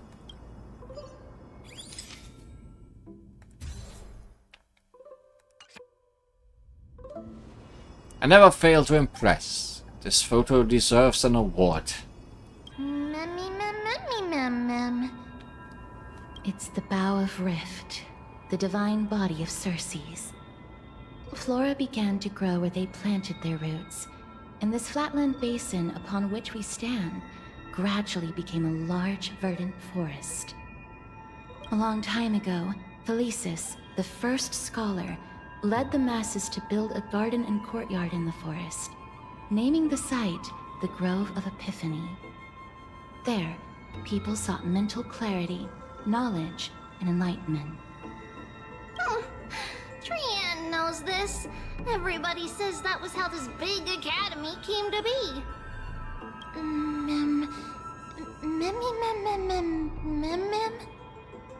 Something feels off. The Grove has always welcomed scholars. So too would Circe's give us her delicate leaves and extend her branches in greeting. Yet, it seems both the Grove's messengers and the Titan are indifferent to our arrival.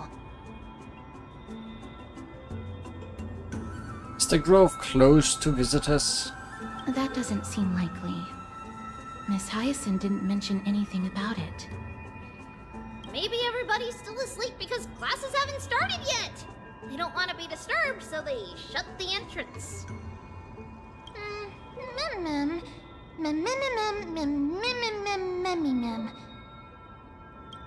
This place is too quiet. What in the world is going on? Oh! Trian found it! Everybody, fly across the entrance on the other side. Where could it be?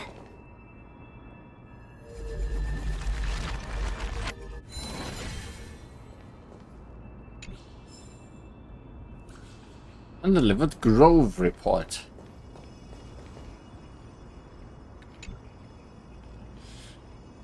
Serve our great master Circes. Such nobility and holiness in that august presence. Wow, it's actually Circes. That's right, marvel and praise freely. Such reverence is exactly what the master deserves. Quick.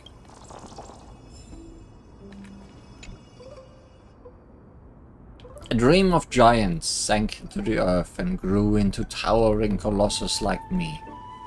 Knowledge, like seeds born on the wind, causes flowers to bloom across the land, and withered branches to sprout anew. The world pours itself upon me like a spring. My eyes are clear, yet I cannot see myself.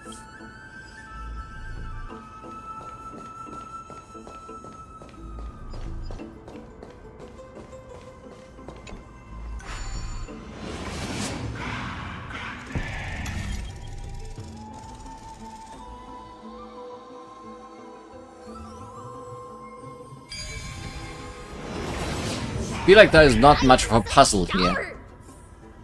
I knew you would find it. The courtyard of Storgi should be just ahead of us.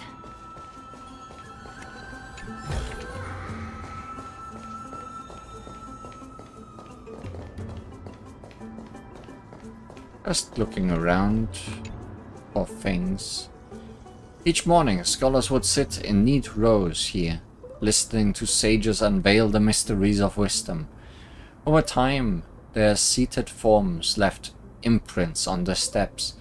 Perhaps this is what the sediment of knowledge looks like. I see no butt prints.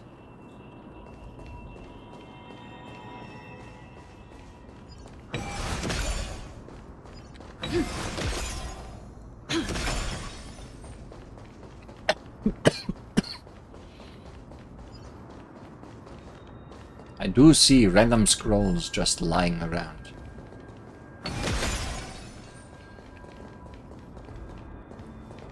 Guess we can't go to the sides.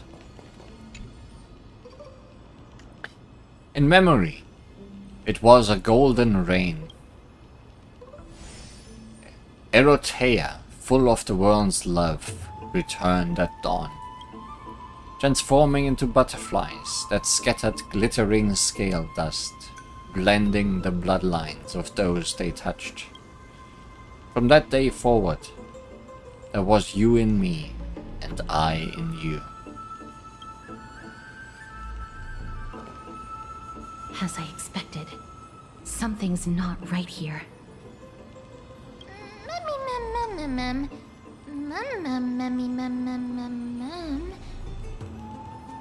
Not to mention that this whole place is also eerily quiet.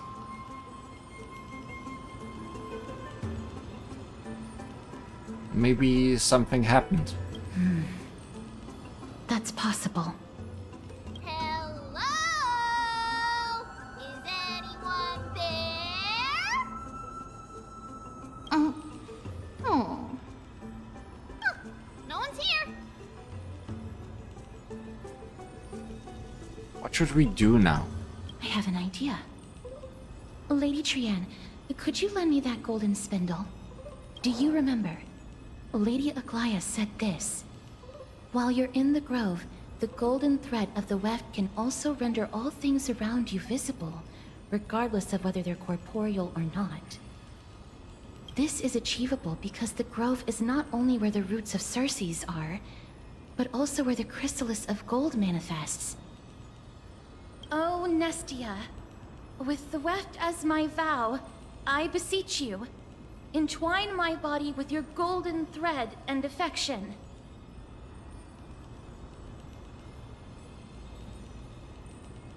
Came up with this? How unique. Well, these lines are documented in the Handbook of Nestia's priests. So, if I'm not mistaken, we should be able to draw power out of this butterfly exuvia with the golden thread.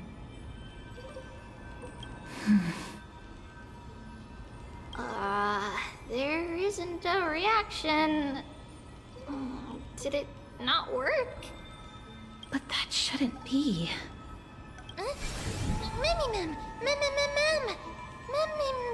Mummy.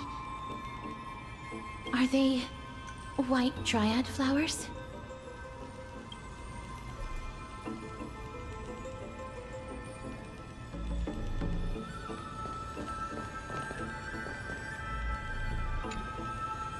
The golden threads intertwine with roots. The Titan's exuviate rests here. Golden butterflies flow like tides.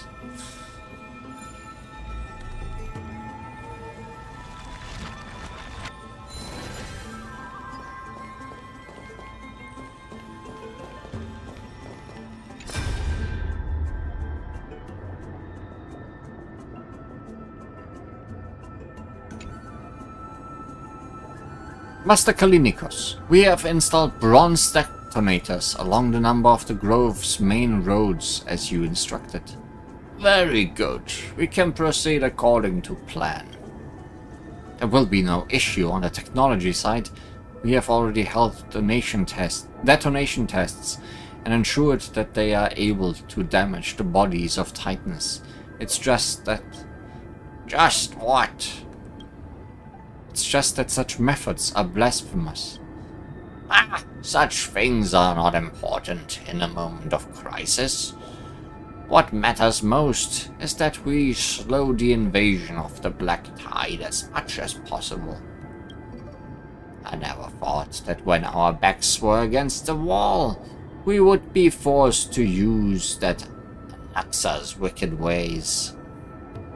Other scholars held such reverence for the gods that they never researched such evil technology. Even if the Titans disagree, it's not like they'll say anything. Alright, that's enough lamenting. Gravitas, you have another important mission now. I need you to find a way to leave the grove immediately and head to Okama to request aid. I do not know if the Grove can withstand this threat. If we just hold out until reinforcements arrive, then all will be well. If not, I have no choice but to entrust the core flame to that woman. You want me to leave the front line and be a deserter? No, there's no way. You are a Chrysos heir. If anyone is going, it should be you. Don't argue with me. You know you will never win. It is precisely because I am a Chrysos heir that I must stay and fend off the Black Tide. I will endeavor to ensure we survive until reinforcements arrive. I may be a scholar, but I know a bit about fighting. Any normal Black Tide monster is no match for me, so you need not worry. I just don't want to be. Calling for aid is not desertion. If you were not prepared to risk your life, the Black Tide would simply intercept you and kill you before you made it to Okama. Gravitas, you are the fastest among us. Will you accept this important duty? I will not let you down. May Cerses protect your mind, Master Kalinisus. Ah. May the Cerses protect your mind.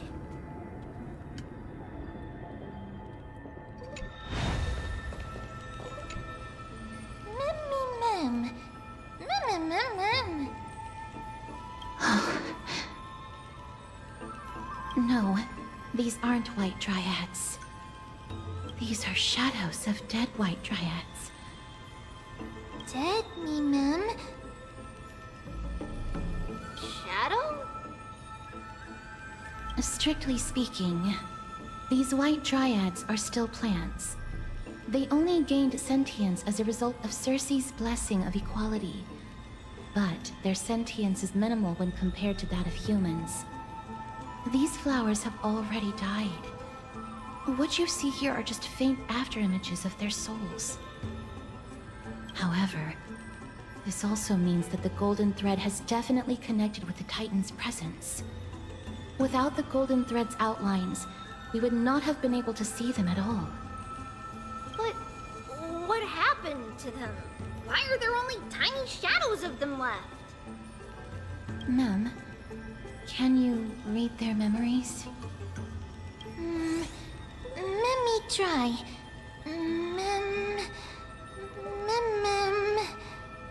Mem me try. Mem.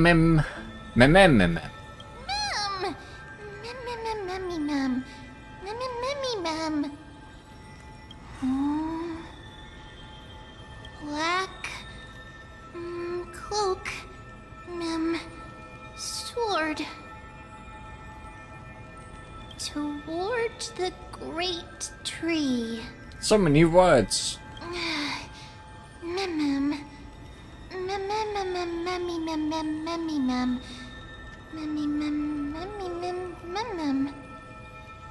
I have a bad feeling about this. The deathly fog of Thanatos is fast approaching. Oh! Trianne will be on high alert! Okay, goat.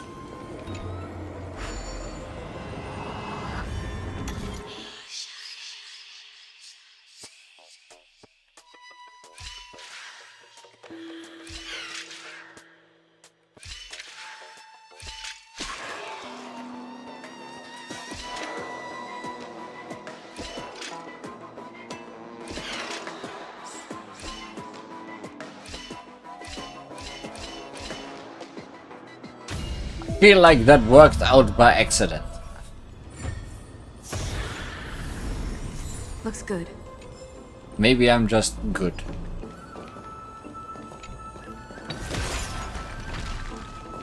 No, I broke it.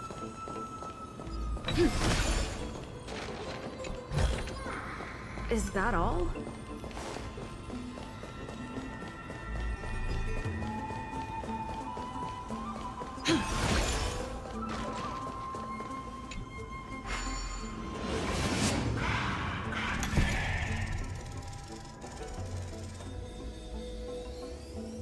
Somehow the puzzle is always just move all the way to the left. Right. The other left. Death is becoming more and more intense. There, on the steps.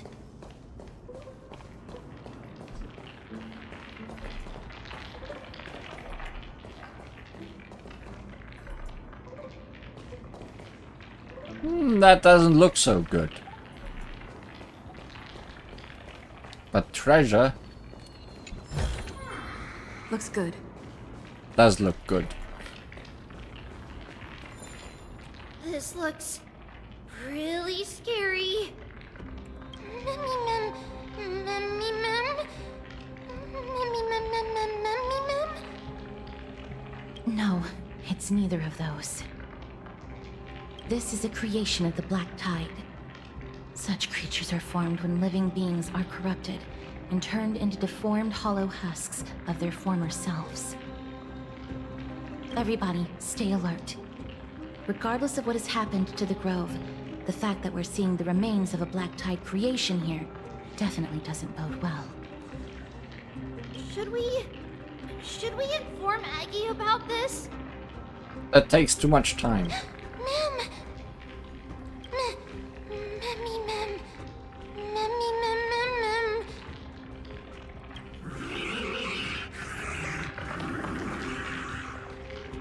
You are harder to read than Mem. The monster is alive! Trienne will protect everybody! Trienne, please hide behind us. Miss, let's do this.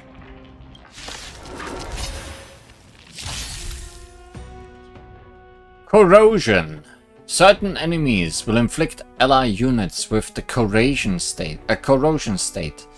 Attacking enemies will restore corroded HP. The more targets hit, the more is restored. As expected. The words black, sword, and cloak. They're talking about the Black Tide.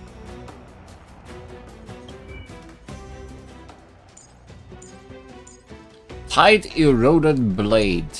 A creature warped by the Black Tide, driven solely by an insatiable thirst for bloodshed. Its razor-sharp blade can cleave through anything in its path, while its figure moves like a spectre, spreading decay and corrosion to every corner of the world.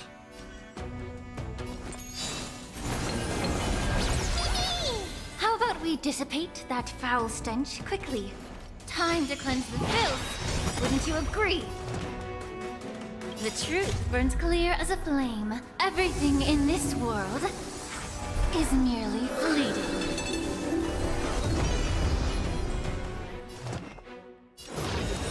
You've just got to expand your thinking.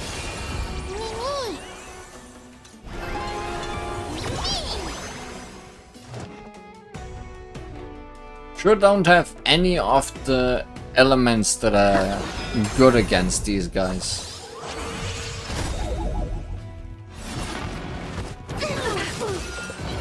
Curiosity is an endless riddle, but the answer is nothing but a void.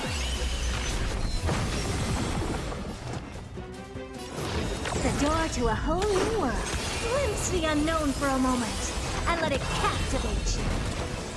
Time for a detailed overhaul. Oh, a weakness. All at once, I...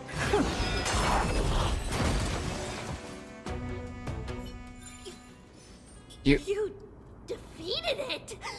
Little Gray, little Kaz, you're so strong! Memmy mem mem.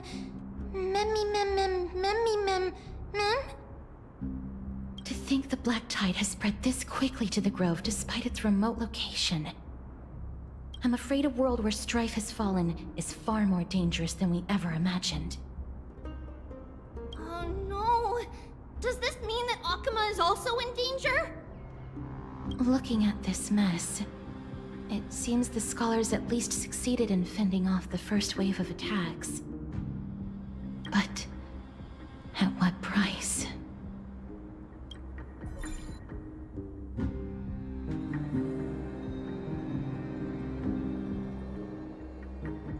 Lady Aglaya, after a few days of surgeries, both major and minor, we were able to save the life of that patient found on the outskirts of Akama. Wait, a few days have passed. Thank you again, Hyacinth, for your hard work. The scarring of his organs was especially severe, a result of the Black Tide's corruption. It's a miracle he's even survived. I can't say for sure when he'll regain consciousness. Don't stress yourself out over this. You've already done everything in your power to save him. There's no need to hurry to the Grove either. You deserve a good rest now. Tribi, I have some things to tell you as well. There's something strange about where that patient came from. He is not Akaman. The way the stitches on his clothes are hidden is quite unique. Such craftsmanship is undeniably from the Grove. The Grove? You mean... Now that I think about it, Castris and the rest should have arrived at the Grove by now. Trian just got in contact. The Black Tide has invaded the Grove. We haven't detected any survivors, even with the help of the Golden Thread. What should we do, Aggie? The Black Tide is posing an even greater risk to us now. I did not expect the Grove to be the first to be impacted, though. Can they tell where the core flame is right now?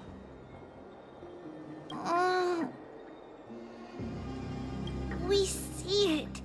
The core flame is still there, but... But... what?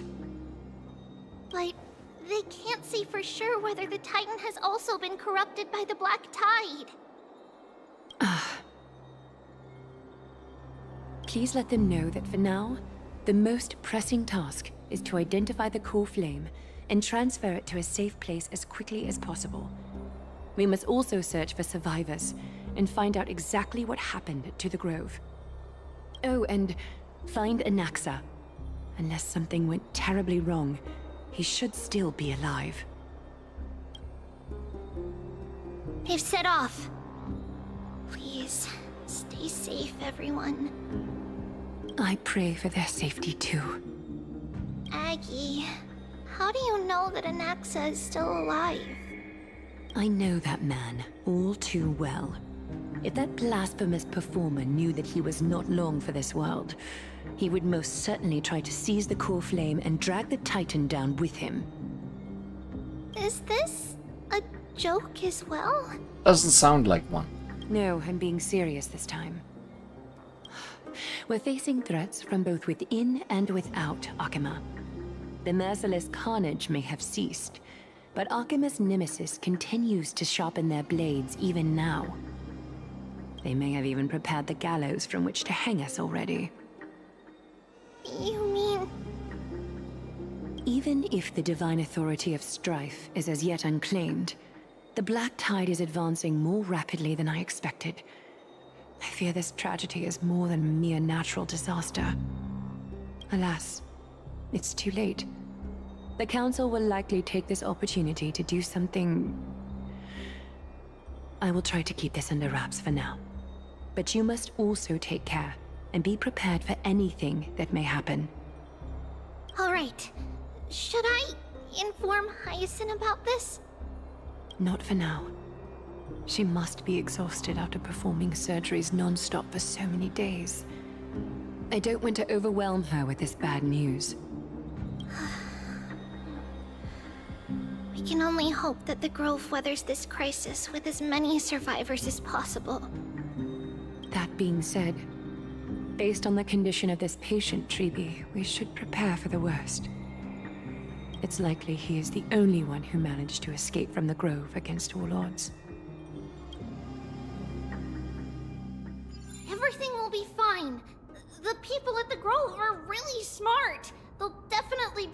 chase away the black tide.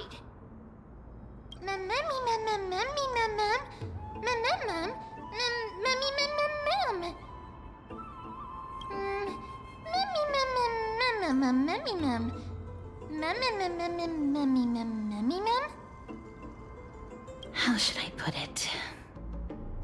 Lady Aglaia doesn't trust Anaxa at all, I'm afraid. He sounds like a big shot.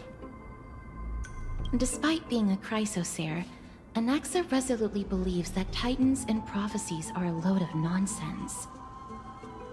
During our regular citizens' assemblies, he always votes to oppose the Flame Chase journey. Despite being a Chrysosaur? Mem?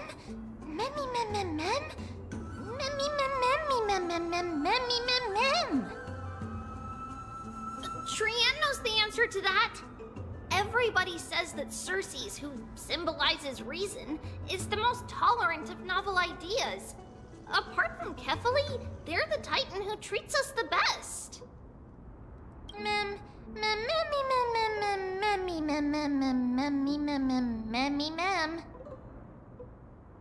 Yes, that is how we formed an agreement with these Titans who bear no harm toward humanity. If they agree to support us on our Flame Chase journey, we will wait till the final moments of the journey to restore their core flames. With the exception of Voronix, that is, they didn't lend us their power willingly.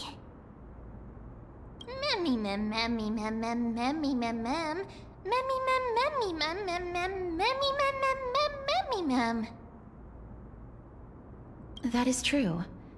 It's also fortunate that these gods weren't corrupted by the Black Tide and did not descend into madness. Trian believes Circes will be alright. After all, everybody says that the people of the Grove are really smart. So, Little Gray and Little Cass, just leave the task of finding Anaxa and everyone else to Trian. It's easy for Trian to look for people because we can fly. Good idea. In that case, please bring the weft along with you, Lady Trian. The golden thread will be much more effective from up above. Please promise us that you'll take care of yourself. Okie doke. If Trian gets in trouble, we'll look for all of you. In return, if you get in trouble, remember to call for Trian, okay? We'll come right over and open the gate for you. That's the other thing I wish to mention. Do not open the gate unless you have no other choice, Lady Trian. Your body is not in good shape at the moment. Okay. We will keep that in mind. Trian was just trying to help. Of course, we know that. After all, Lady Trian is a demigod, the most powerful among all of us here. Remember all those brave heroes in the tales you've heard. They would always save their strength until the very last moment. That way, they could ensure that nothing went wrong with their plans. Isn't that right? Mm-hmm. In that case, brave Trian shall clear the way for all of you. Memmy mem memmy mem mem. Memmy mem mem mem. Memmy mem mem mem mem mem mem. Mem mem mem.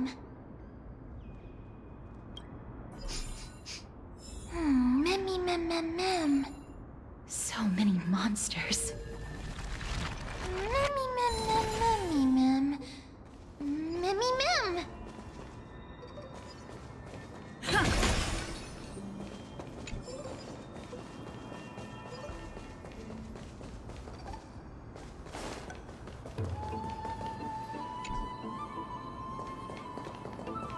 There's treasure there, so we'll be coming at this door from a different side, I guess.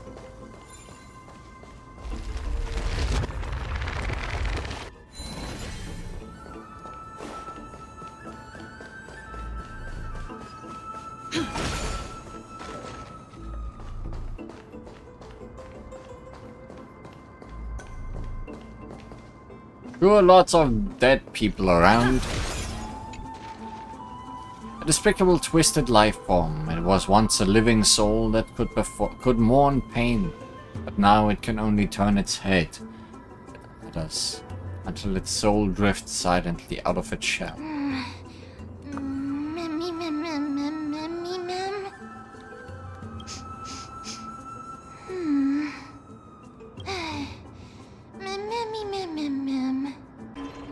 Who am I? Where am I? What shall I eat?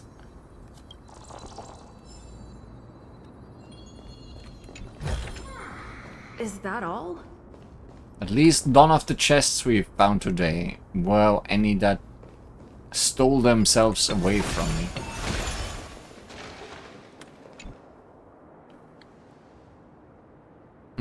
It's locked. I can't open it. It was probably sealed in order to ward off the black tide. Flaming Lance! Charge! Save your energy. Yanis's power is far stronger than we could ever imagine. Also, Mem would disappear if I pull out my Flaming Lance instead.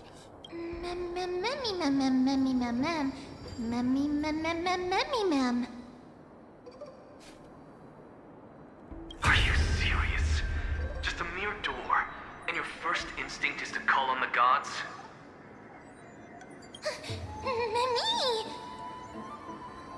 Before you try unlocking the door, perhaps you should first find a way to clear the fog that clouds your vision.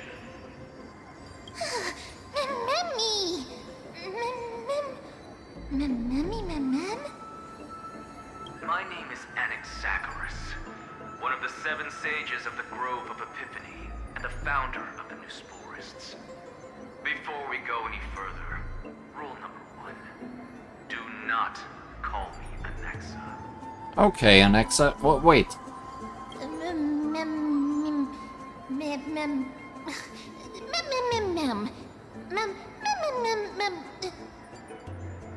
Rule number 2. Never interrupt me. Silence is golden. The person standing here and conversing with you right now isn't the vestiges of a memory. Rather, it is the culmination of the greatness of science and the pure, irrefutable, and undeniable exalted truth. Through the wonders of alchemy, I have shattered my soul and transmuted it into gold before burying it in this spot. I have recorded these words so that visitors may learn where their next destination lies.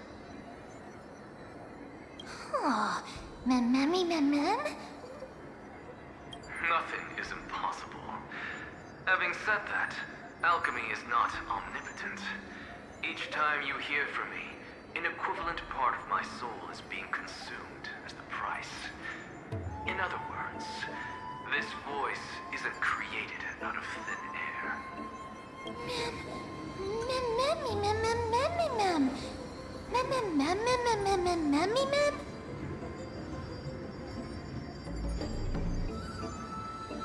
That's because my precise calculations account for every possibility.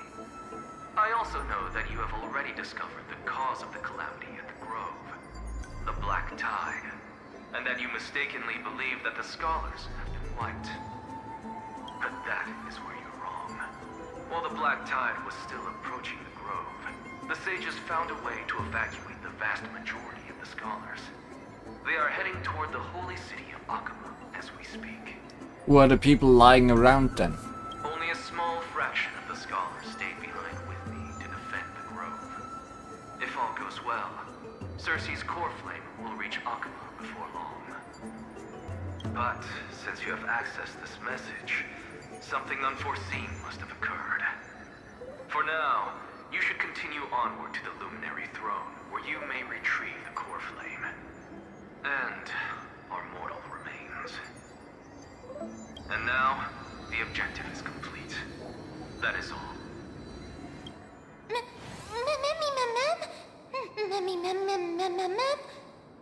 I guess he did.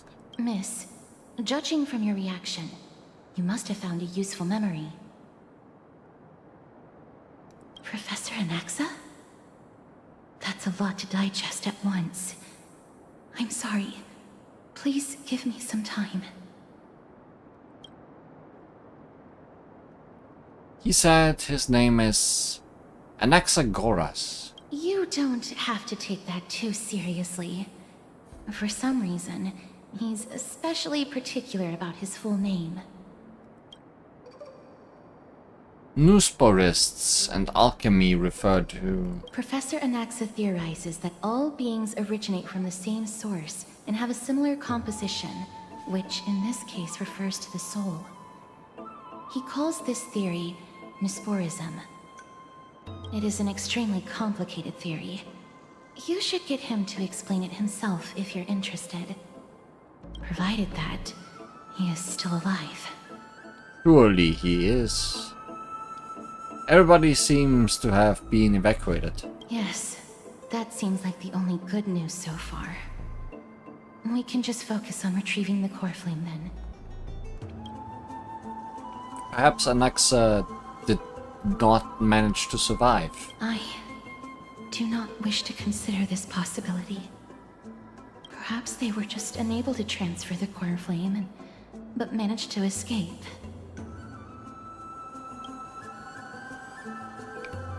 We have to go to the luminary throne.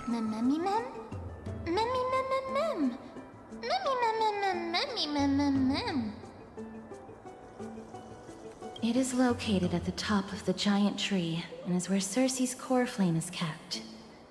According to Anaxa, the core flame should still be there. But making our way there won't be as simple as the professor made it sound.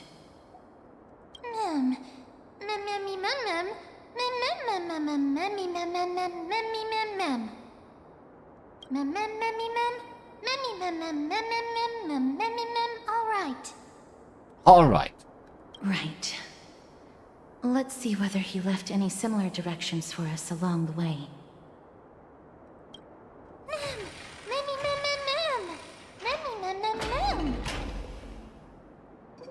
Alchemy is truly incredible.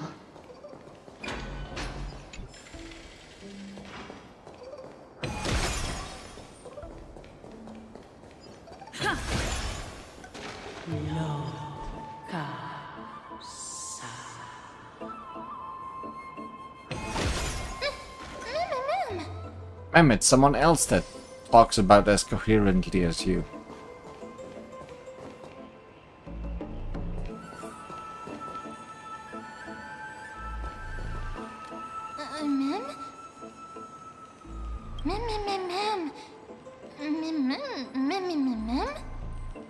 You call that singing? No, you didn't imagine it. I heard it as well.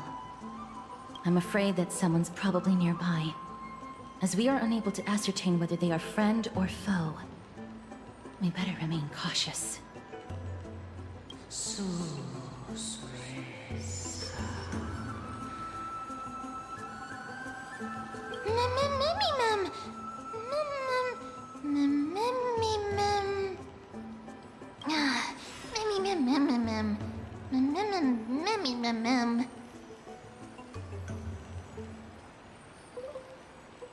Don't be afraid. I have experience in ghost hunting.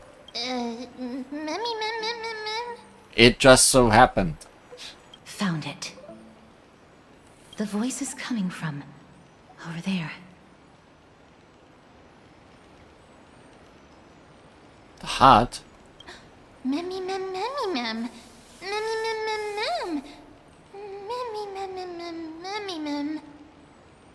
No.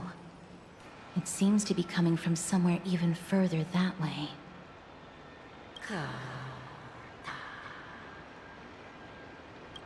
Let's go check it out.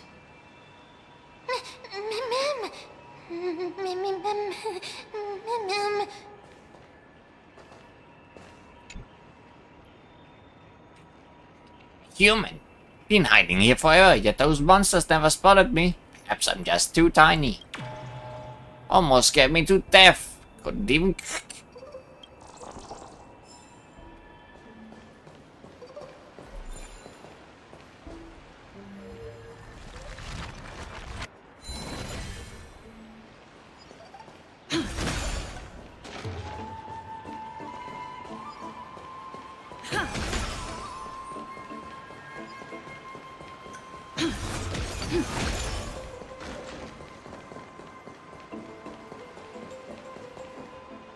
Where are we going?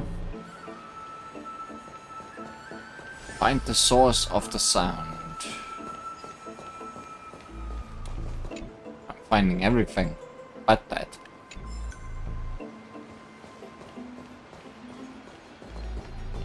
Including treasure. Including the garment maker.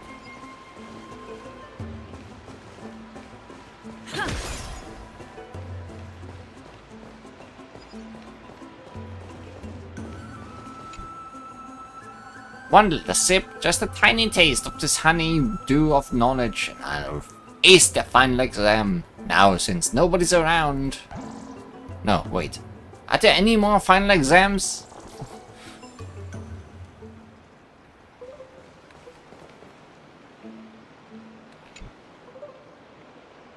A statue resembling an old man, draped in robes, seated in deep meditation. I think I found the source. Resembling an old man draped in robes, seated in deep meditation, and capable of singing. Stroke. Regardless of what you do, a stone won't be able to speak. Mim. Oh dear. Such a lively little bunny. You even smell a little familiar.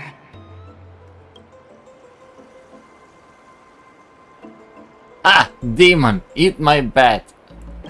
What an impatient child. Don't you know that haste makes waste? Who are you?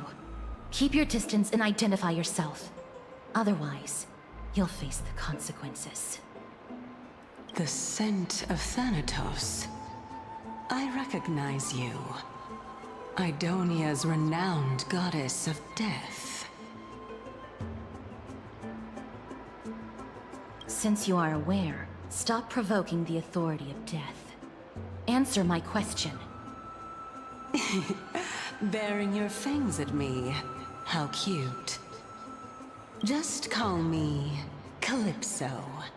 I greet you on behalf of the 7 sages and the litophagists. Calypso. I understand what you are saying, but are you a specter? Of course not. Just ask the fair lady beside you. She'll definitely know the reason why. Be careful. Even if the head of the litophagists has never shown their true identity before, we shouldn't trust this person so easily. The Weft could not detect her presence just now. That would be out of the ordinary if she were truly a phantom body. But if she is someone who has passed on, I should be able to tell. Let me test her.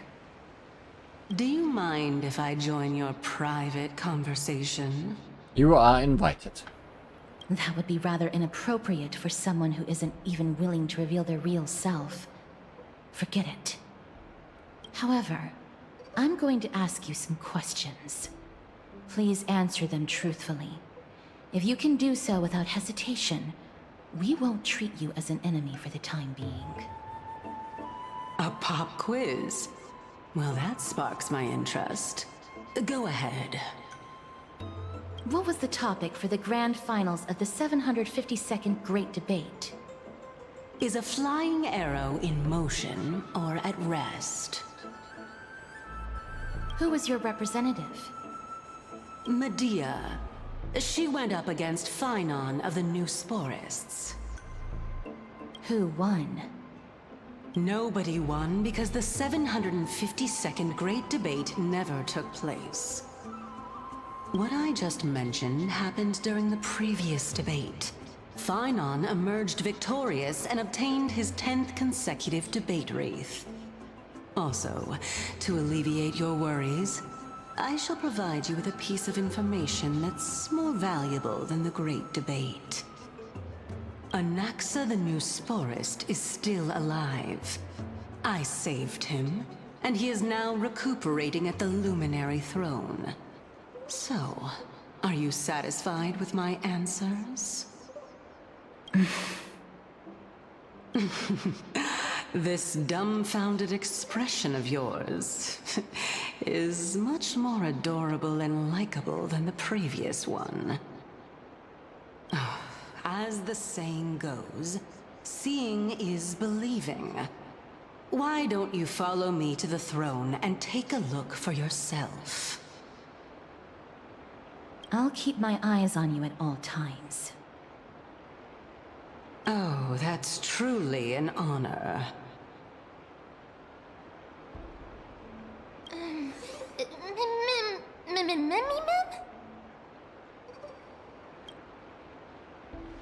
As long as we can get the water wheel turning, we'll be able to use it to ascend.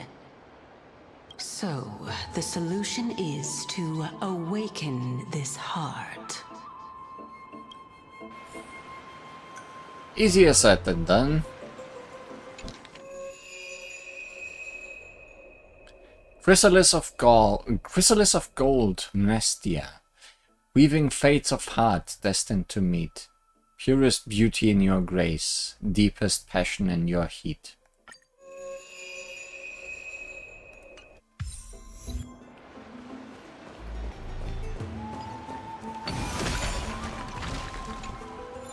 This heart is the source of all water in the grove. Indeed. When the sparks of inspiration burst forth within the grove, dewdrops fall and land within the pool.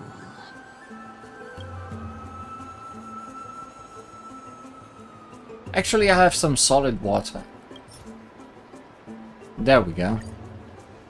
You place a piece of solid water and it quickly dissolves without a trace. A futile effort. Yet your fervent hope to revive this great tree was so intense that some presence from the distant multiverse cast an approving gaze upon you. Seems like it won't be possible to fill it up with just the few of us. Just come with me. I had a bunch of those. I could just use all of them. We must first retrieve a treasure if we want to awaken the heart.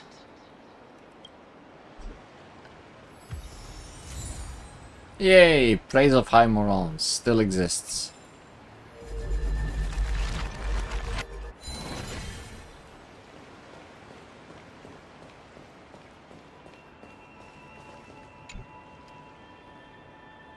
A giant water wheel.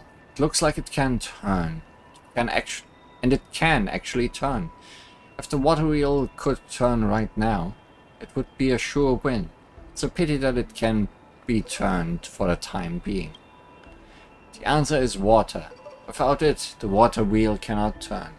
Why did you suddenly freeze? Do you have another way to make the water wheel turn? I have these cubes of solid water. It's simple. I just have to turn it. Can you really do it? A pure white girl glazed at you with a subtle expression, while the pink creature's large eyes held a hint of curiosity, and that ghostly woman appeared unwilling to open her eyes. I don't know if that's curiosity or just disappointment. Once the bow is drawn, there's no turning back. You decide to proceed. Come up with a trailblazing type of idea. Courageous. Then, how trailblazing?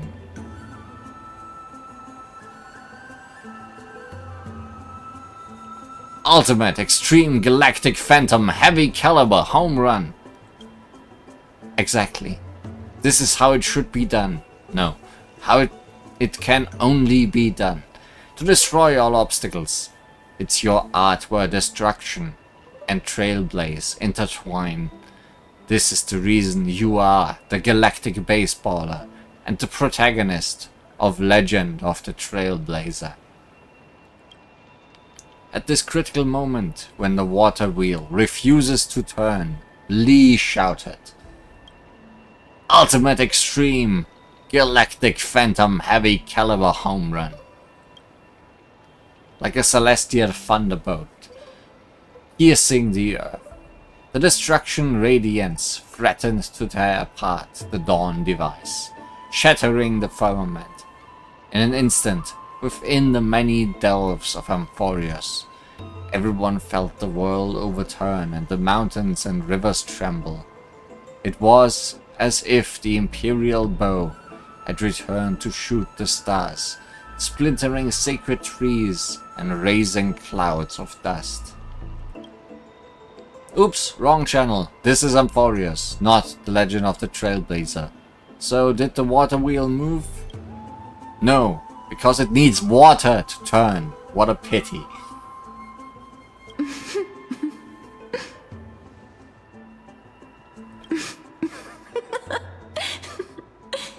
But we made Castoris laugh, and I guess that's all the victory we needed.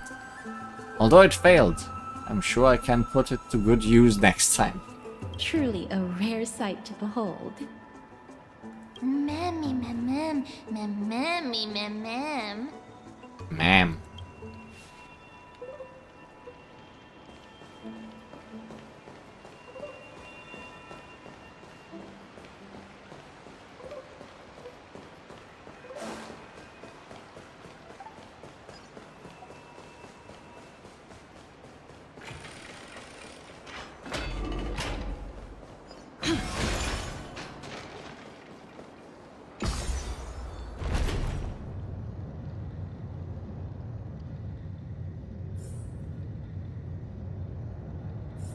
Is that the Chamber of Purifying Tears?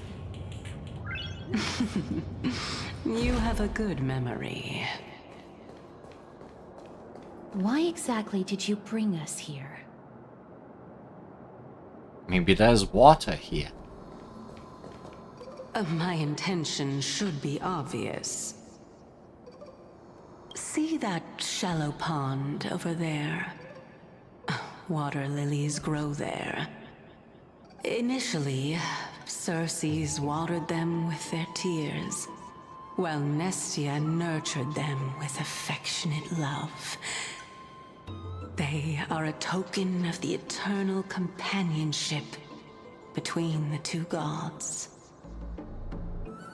All the two of you have to do is to cross the deep well and retrieve the golden bough of vows for me. Well, if it's nothing else. Ma'am, ma'am.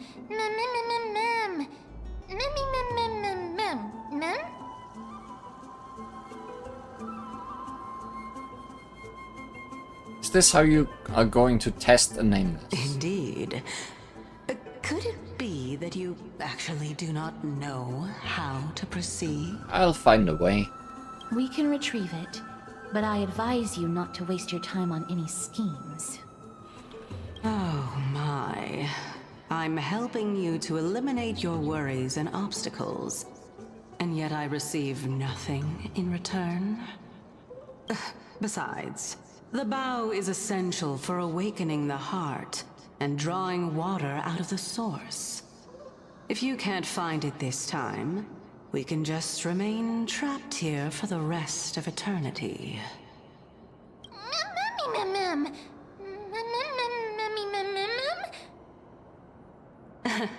You're overthinking things. We're all in the same boat. Although, it would be absurd to say that I have no other motives. Since you've brought it up, I might as well take this chance to explain. I'm simply making use of this opportunity to see what you two are made of.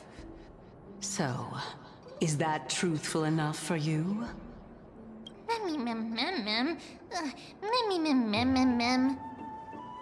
Now is not the time for me to elaborate further, so please proceed. As a student of Anaxa, equivalent exchange should be something that you are familiar with. I cannot deny that. Miss, since our interests are aligned right now, it's better for us to do as she says. Besides, she knows about my past. Even though I'm not able to elaborate much, I can tell you that she has reasons to fear me. If you unfortunately turn out to be her ultimate target, please don't worry. I will promptly intervene. Please do.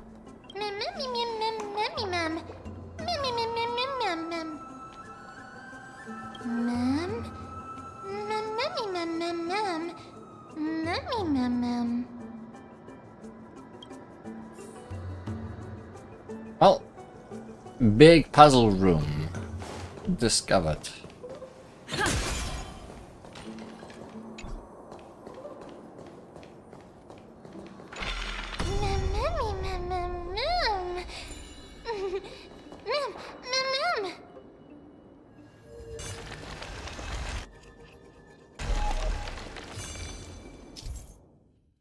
Cognos Bloom. Have the character stand on the Cognos Bloom to reach a higher location through its growth, and cause it to go back down via the Rewind ability. Cognos Bloom sometimes becomes corrupted. Even after it has been rewound, it will still return to its state before the ability was used. Adonis Elevator.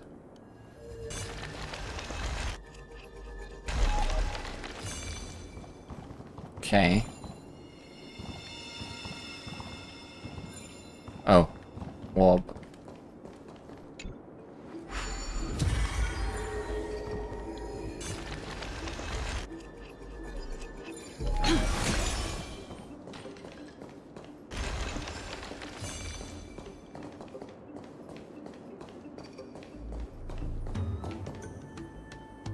Are you gonna be in my way?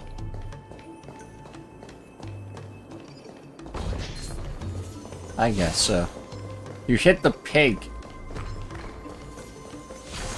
You hit me.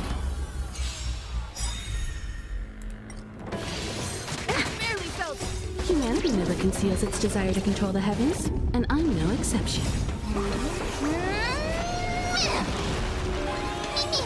Expand your thinking. You won't get away. Endless. It's probably better to get rid of the enemy instead of trying to dodge it anyway. Reach the end of the story in your own way.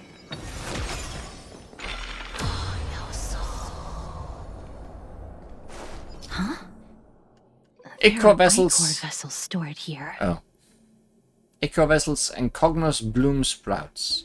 Some sides of the Ichor vessel are covered with a fragile membrane layer, which will break upon impact and cause ichor to flow out. When ichor comes into contact with the flower bed, it will grow Cognos Bloom. When rewinding, you can rewind both to their original states. Each side of the ichor vessel might be covered by different membranes. Destroying membranes on different sides might generate different results.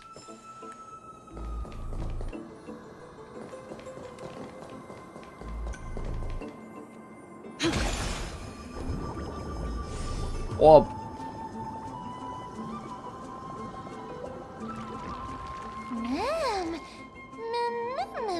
Flowers, mem. I don't think mem flowers, mem.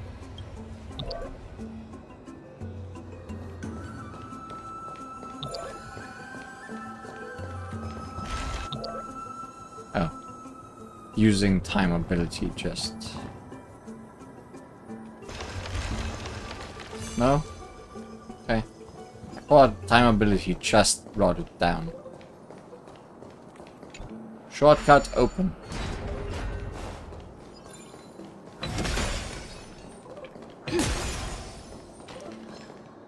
Enemies. Probably better off just killed.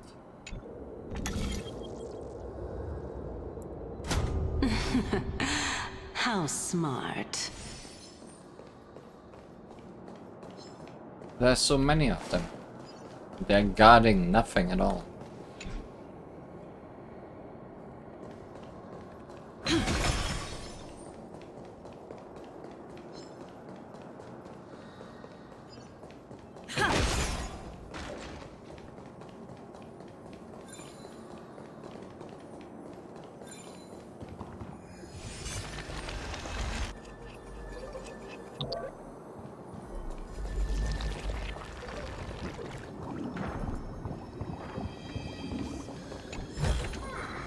Looks good. Let's hope that this is not a trap set by her. Asteris, you are not trusting her at all, do we?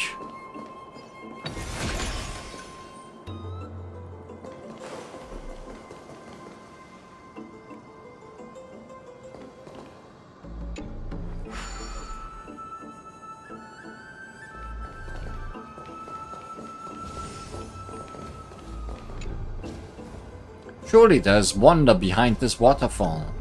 Errol, quests, and a mystical blade that defeats all monsters as soon as you pull it out. That's how all the bard stories go, right?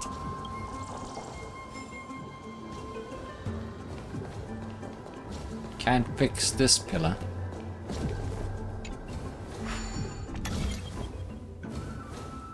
Need to make fish.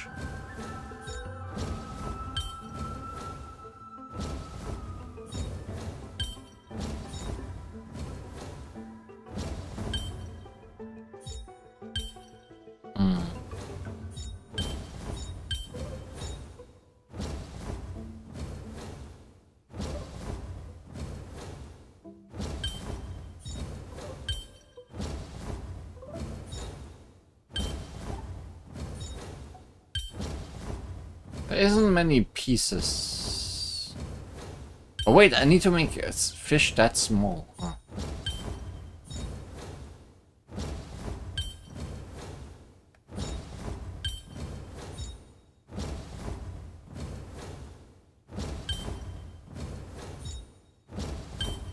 Aha. So that's how it works. So that's how it works. Big fish are in other games.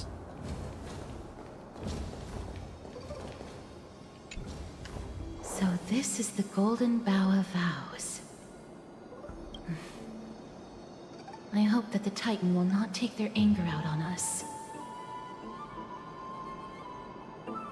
So what we're doing is simply provoking the Titans.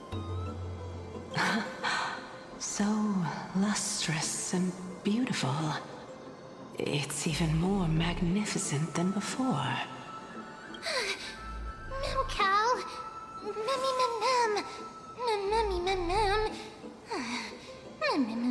Mem. Understood. My apologies, Pink Bunny.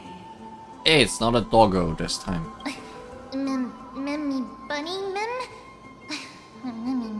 Mem. Is this the legendary Golden Bough of Vows? We'll know once we test it. There's a secret passageway behind the pond. It's faster if we take that path. How do you know this place so well? He grew up here. I'm one of the 7 sages after all. Strange aquatic flowers. Their sheen dazzling and warm. It is said that they are tokens of the eternal vows between two revered deities. Just quickly want to see what I made over here. If I did anything. What did I do? With my fish.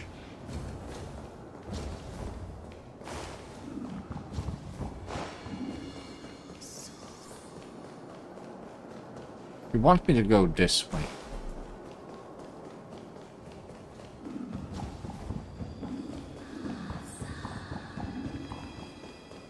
There's a flower here.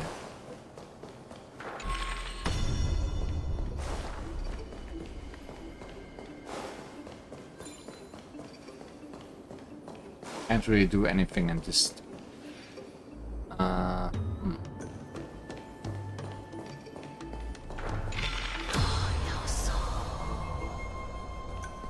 There's still puzzles here that I have not solved.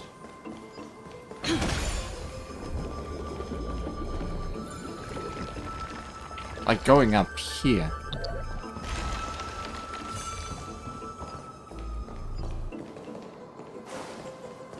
opening another shortcut.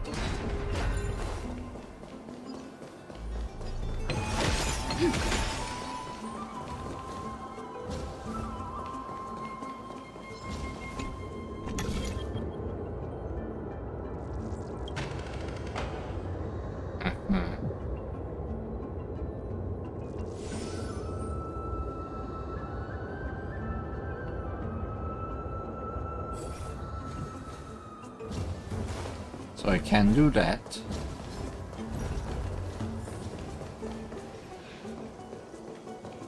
To some effect. Is that all? Oh, and this leads to goat.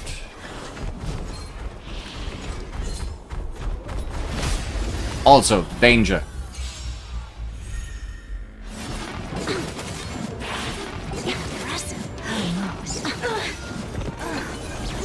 Time to cleanse the filth. Everything in this world. A bit too much danger, actually.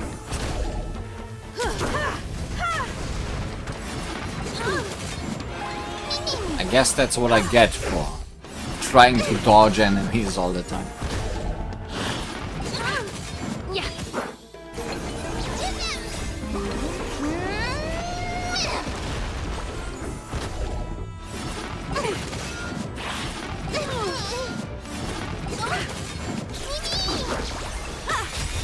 These guys do a lot of damage if you let them. The heavens, and I'm no exception. Be of your body and mind. Everything in this world is bleeding.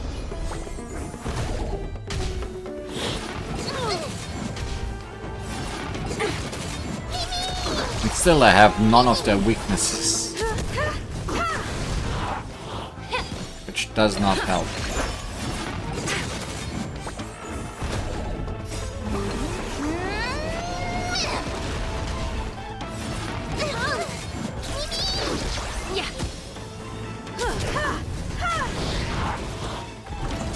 Wait, another round? Everything in this world is bleeding. Humanity never conceals its desire to control the heavens, and I'm no exception. I guess I was being chased by two enemies.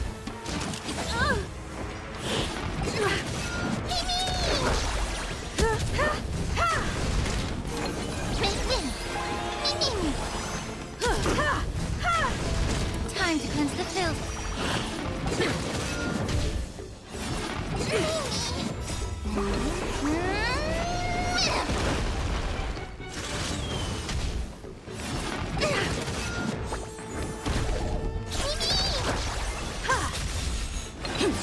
Be of your body and mind. Everything in this world is bleeding. There we go. Humanity never conceals its desire to control the heavens, and I'm no exception.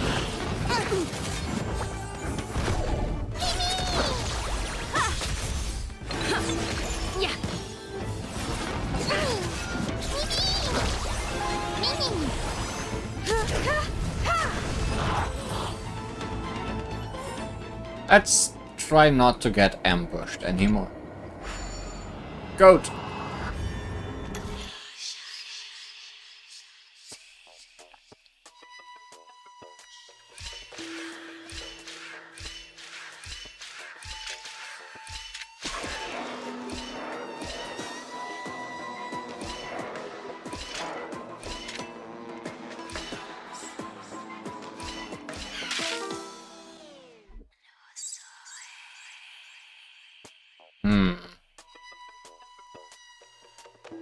The goal is to have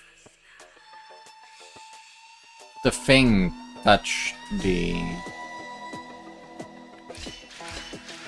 yellow.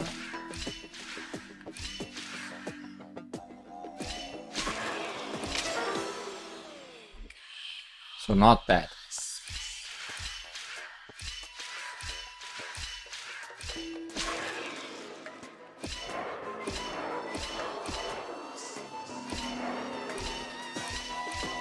There we go.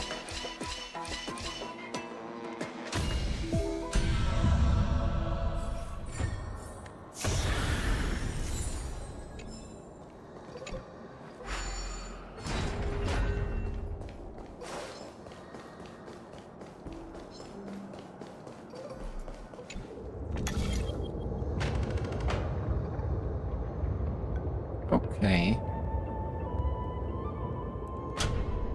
No, don't turn it off.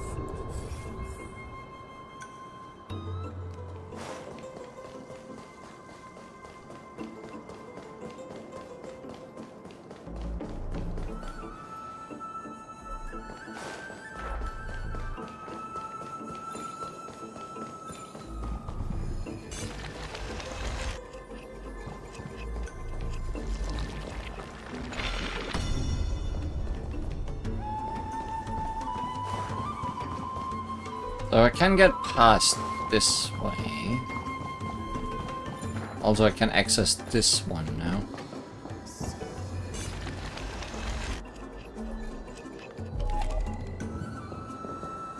Oh, great. Great. The more the better. Oh, I thought this one would get stolen. It did not.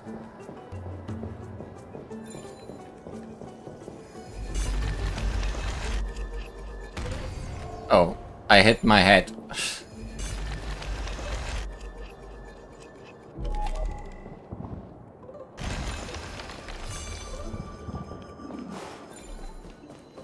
So...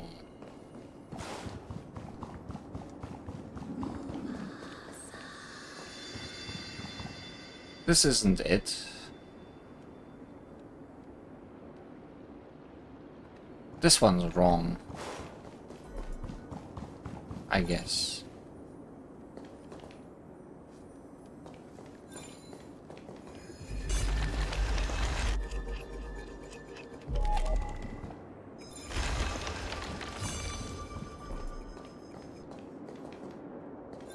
Wait, the door's not open in this timeline, this world line.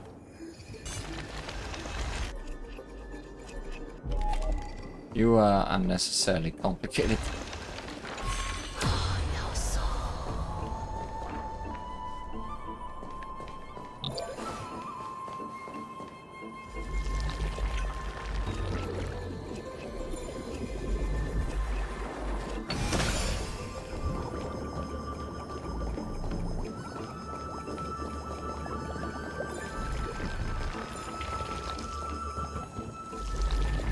No, that's not what I wanted to do.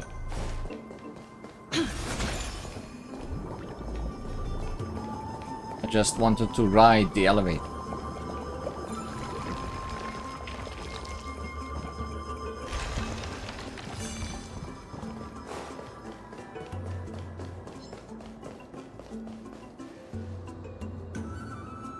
Well, this one's right. No. No, it is not. I remember.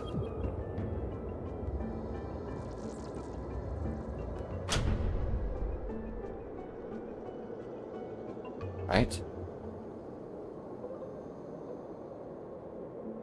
Is that correct?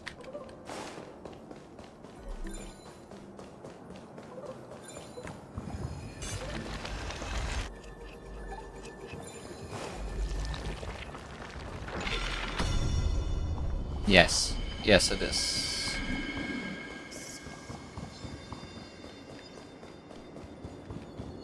Yay, treasure. Is that all? That's all. Didn't want any more than that.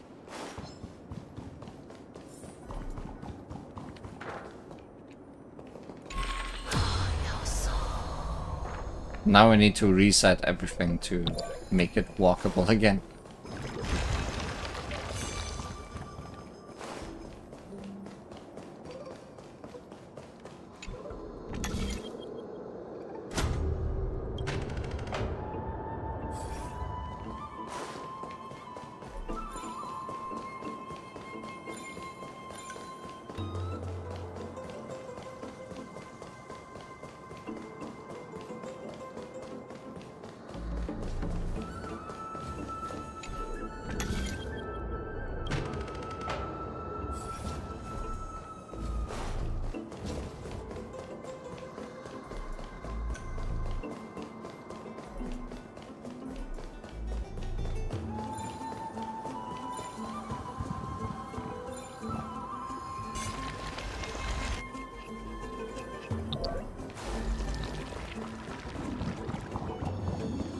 Now we can go to this elevator.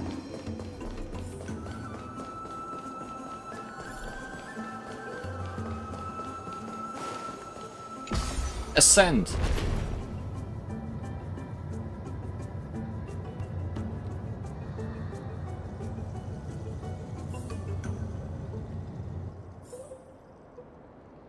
And we now have water.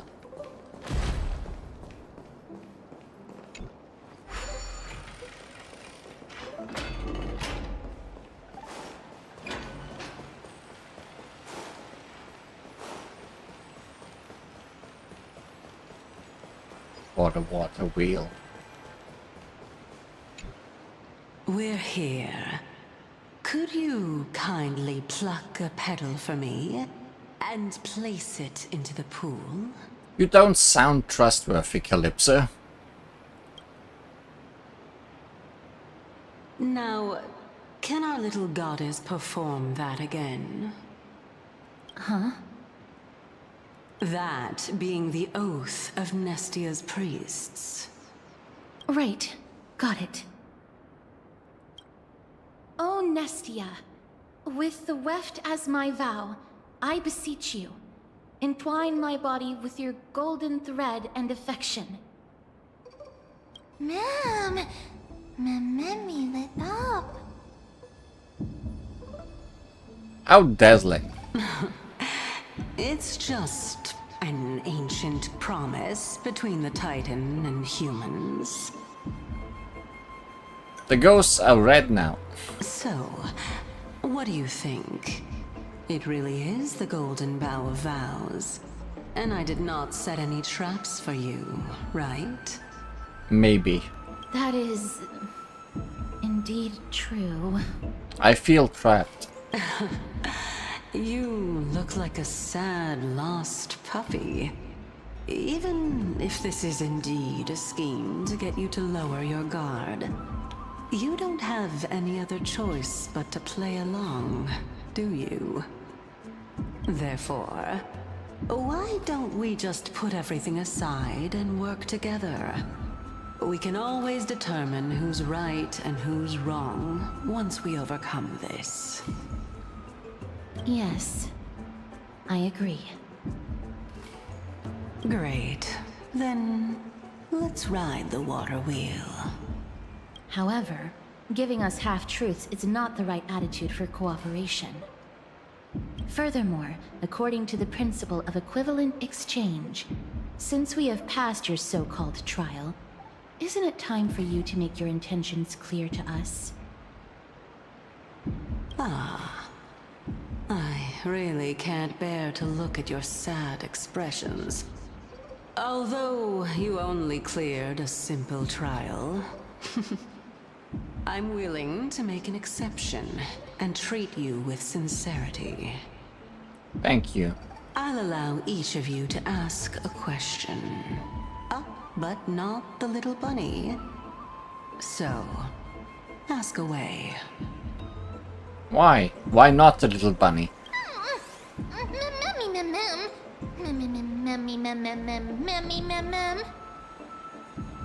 We'll count that as your question. Well, in that case, miss, please go ahead.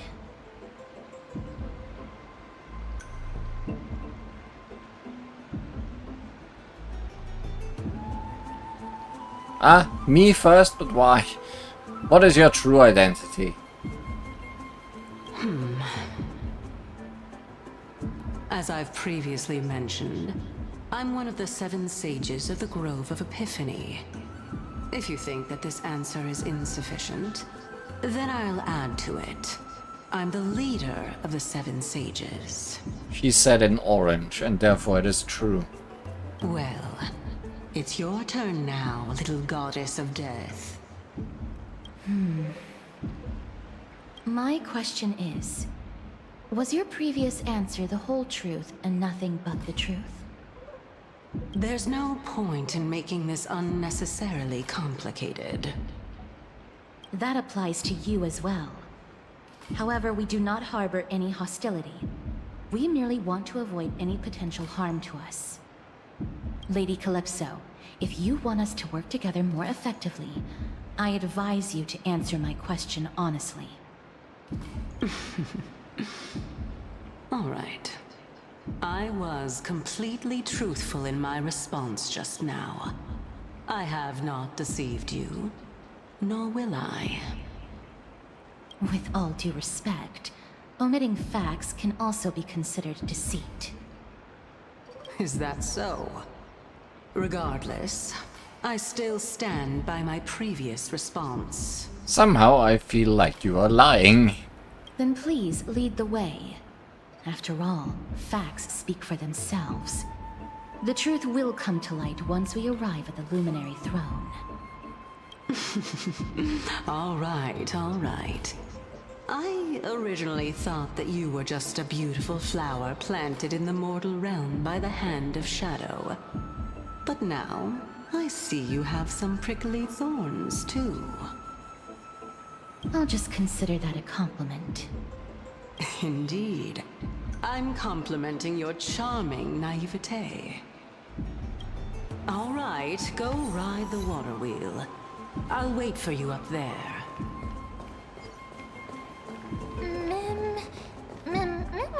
Mem.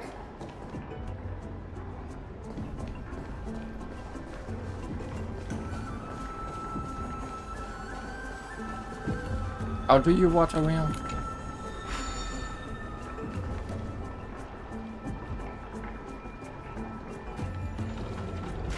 Wait, the next one has a bug. I want to ride the next one.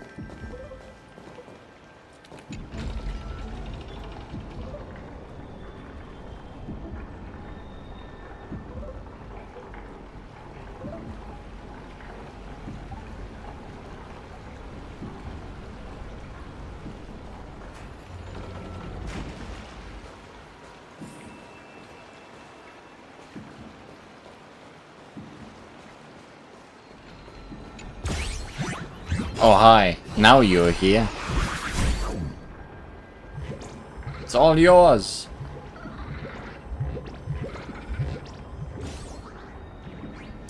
I was really hoping we wouldn't need to do this today.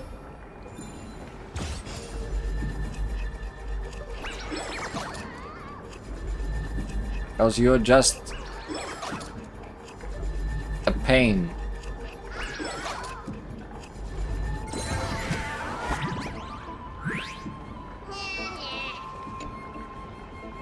Recognize this place? You're standing in a Titan's heart. If I could manage to steal that eye Bupholos would go down in history as the greatest thief of all. Oh? Not interested in my treasure chest anymore. It's another thing. Besides, it's unowned. Both of us claimed it by wit and strength. Why is it yours? Speaking of sasses, did you know they originally came from a strand of Cephalus hair? I once thought of trying the same, cutting my hair to see what would grow, but guess what? I suddenly realized I had no hair. Ha ha ha. Tragic discovery. Looks good.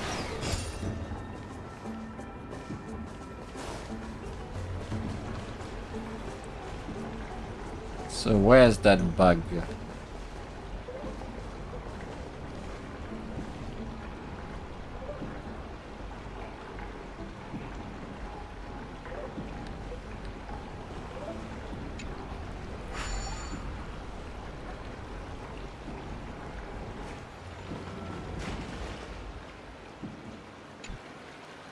Hey buddy, check out this cool thing. The water wheel is fascinating. I can spend forever here. Well, you are no longer here now. More corpse. More corpse of evil thing.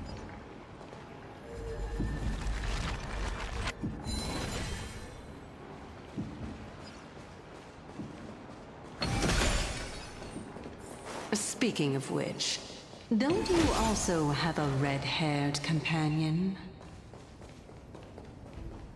Mem. Not too much. It's just that I seem to hear the sound of a bee buzzing around. Lady, your metaphors are not worthy of praise at all.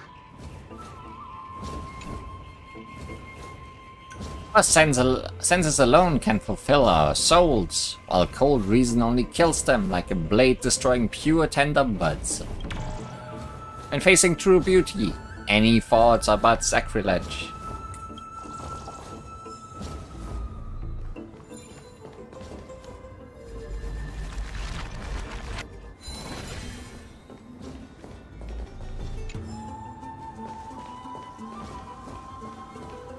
You're in the way, dead person.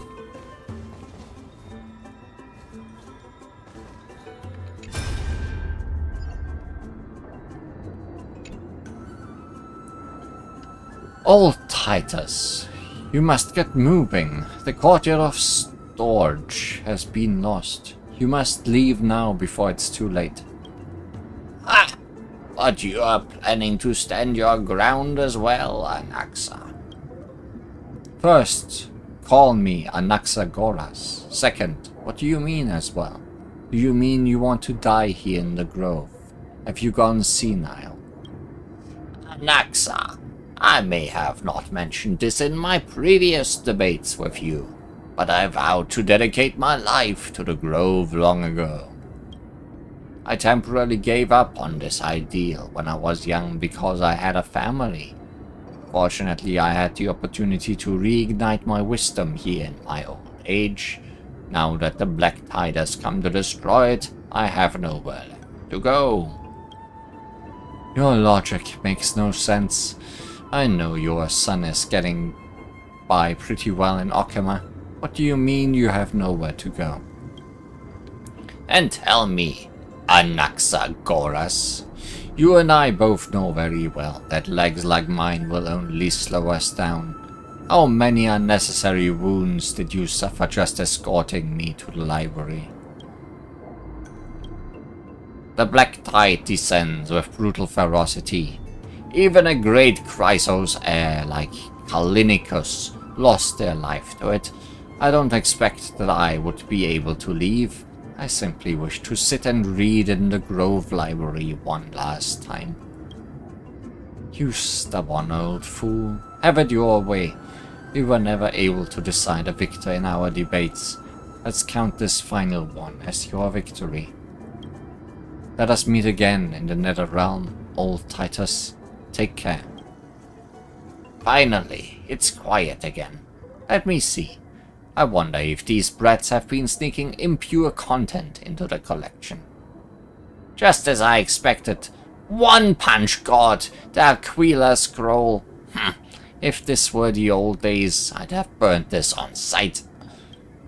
Forbidden love, the tree and the butterfly. Damnations! Which blasphemous fool put this here? Whatever. The little brat at home used to love this kind of stuff. I scared that out of him, though.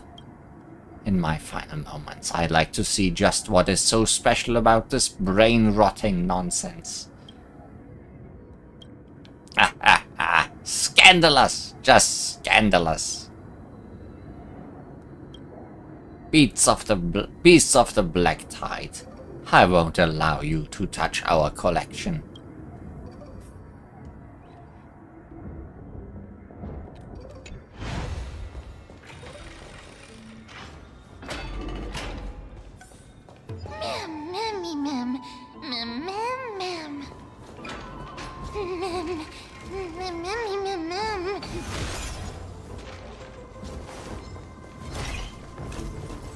Please let me grab this and leave. Is that all?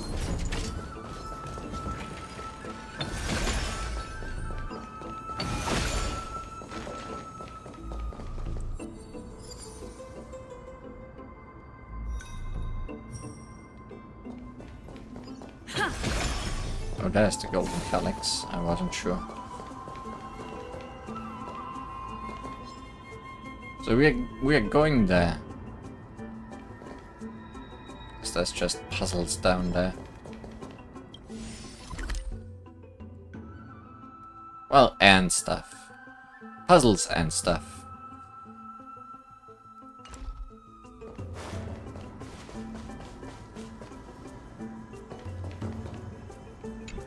Meanwhile, I see a coin up there.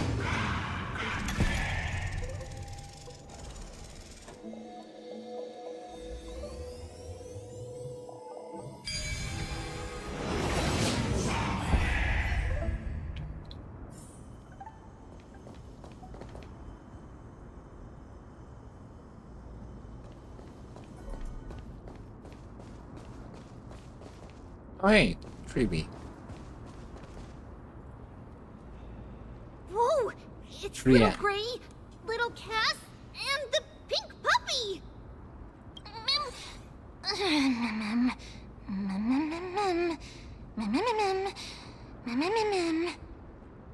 Lady Trianne, are you alright? Were you hurt? No, Trianne flew high up into the air so the monsters couldn't reach us. All that matters is you were alright. Oh, also, the spindle that Aggie gave us is so powerful that Trianne seems to have found Nax. He's near the treetop. Even though our perception of him is very weak, it's not like the White Dryads from before. But since Trianne was alone and afraid that it might be dangerous, we did not fly there to take a look.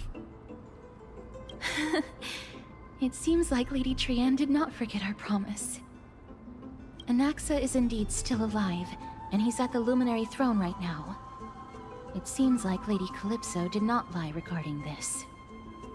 But maybe she did lie regarding other things. Calypso? Who's that?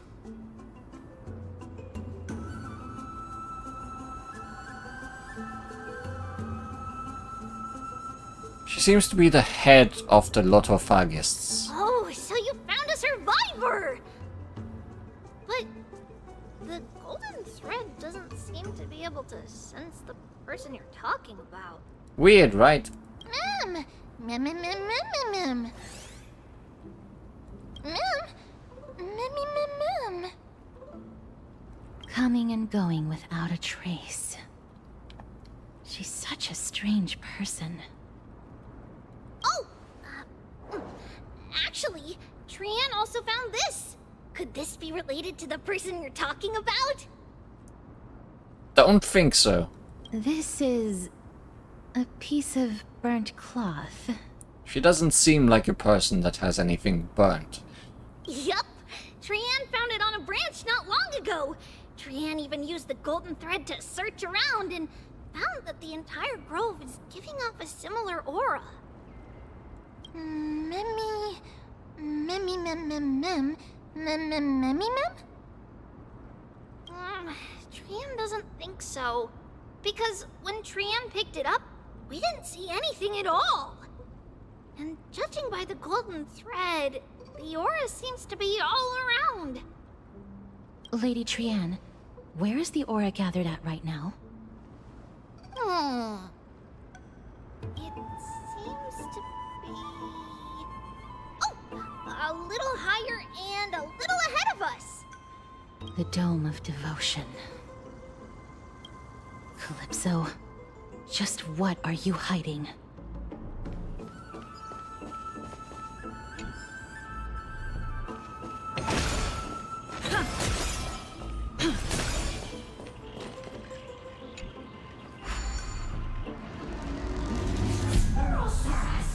Yeah, we do get hand control. Well, I did see one of the coins. May as well pick it up.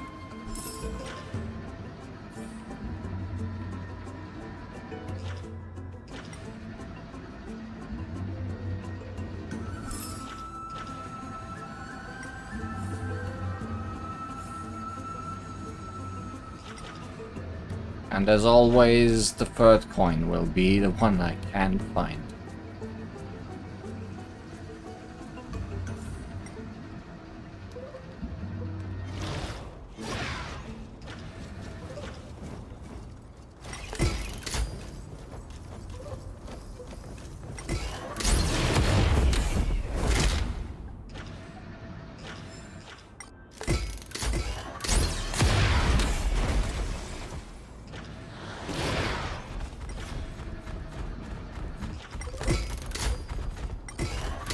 is no running from me.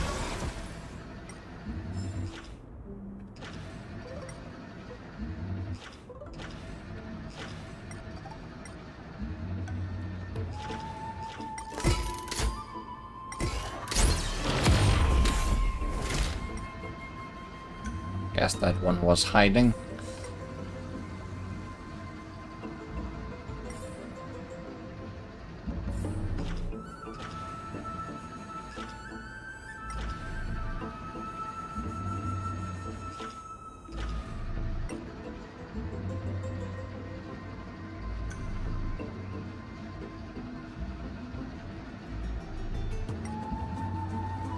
Yeah, no.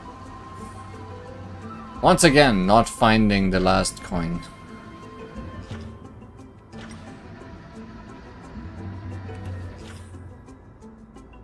Am I supposed to place this hand anywhere?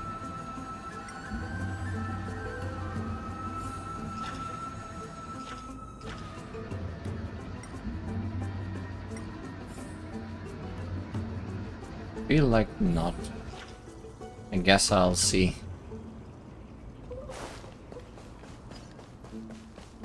For now, I just used it to clean up the place.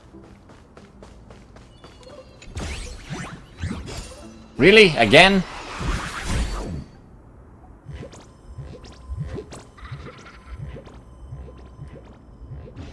You're such a pain.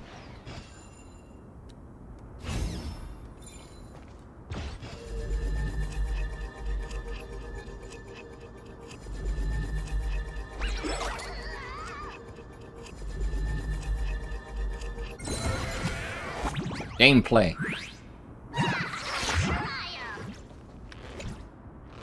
Indeed, as I said, the tricks are under the Titan's nose. However, tricks must involve surprise attacks. Oh, really? Oh, wait. Hatta is still dead. Thought she would gain at least 1 HP during Humanity never conceals its desire being to control the outside heavens, of battle. and I'm no exception. Be of your body and mind. Everything in this world is bleeding.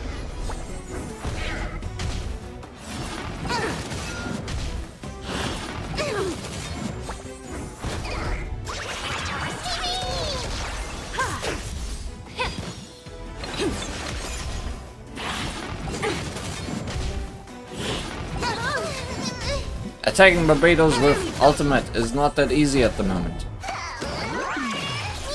Skill, easier.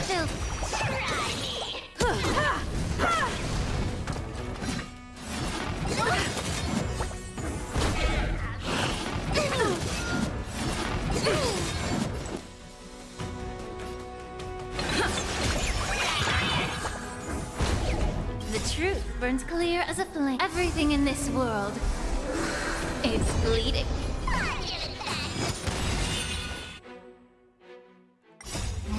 Now we just need to clean up. Yeah.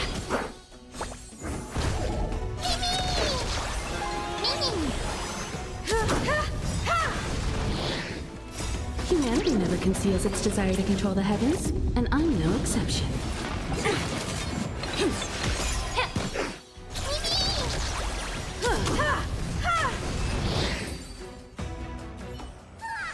Reach the end of the story in your own way. Be healed, Hatta. Fine skills and agility. A treasure chest stolen from under the Titan's nose is yours. I'm the Galactic Baseballer, and I'm invincible. That's right. You've already become a master of this game. I, Barfollows, have a philosophy. Tricks taken outside the game would be a problem. Even Ancestor Sagrius once said, the ultimate meaning lies within the game. Only the game can make its meaning point back to itself. Sagrius? That's profound of them. Of course, the Trickery Titan is a Titan, right? They're all just talking nonsense. Then how do... If they're all just talking nonsense, then how do Titans maintain their dignity? Alright, we're old friends now. Take your treasure and devote yourself to your own game. We'll meet again.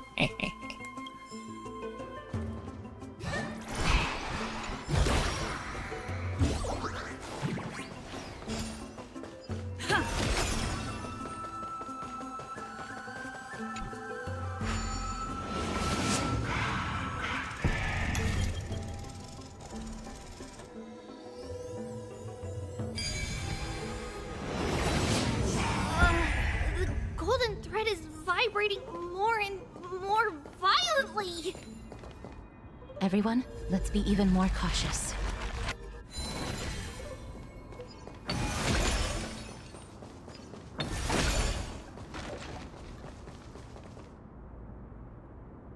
I can be cautious and not engage in enemies.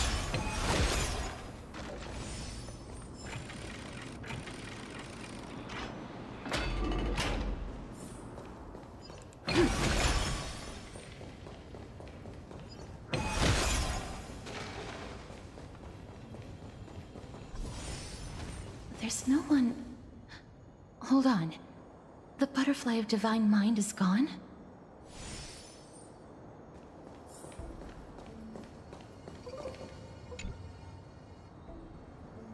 Love spoke to me. I am the untamed wind, arriving unbidden to embrace your flame. Gently entwining, I stoke your fire to brilliance, then let it slowly die down.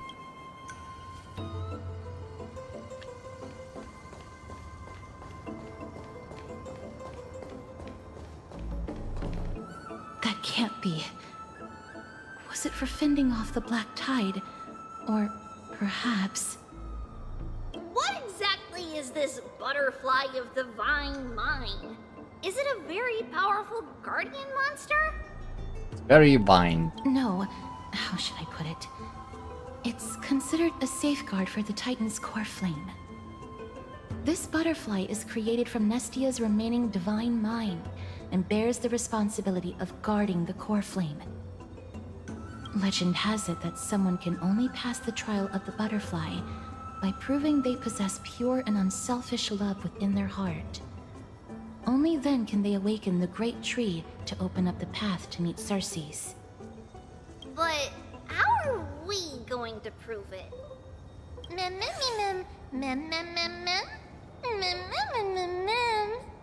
Do it! Sorry, but even I don't know how. After all, this is a secret among secrets that only a select few in the entire grove, and even Amphorius, know. Rather than worry about this, Lady Trianne, did the golden thread react to anything around here? No. That unknown thing seems to be even farther ahead and higher up. Climbing a tree. Perhaps we can try again. Let's see if the butterfly will still react to the golden bough of vows despite having dissipated. If it's indeed the token mentioned in the legends, there should be a reaction. Take a single petal from the golden bow of vows and offer it with both hands. The butterfly didn't even move 1 inch.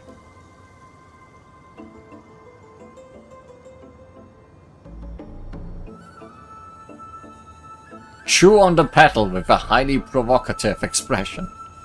Understanding the common nature of human society, you believe that the drive to compete is an innate instinct of all living beings. Surely the butterfly is no exception, and that vying for shared prey should awaken its primal urge deeply embedded in its genes. Castorus is not impressed.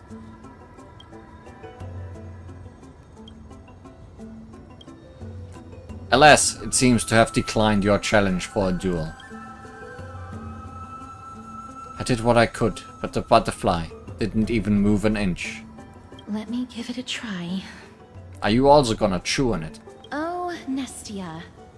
With the weft as my vow, I beseech you, entwine my body with your golden thread and affection.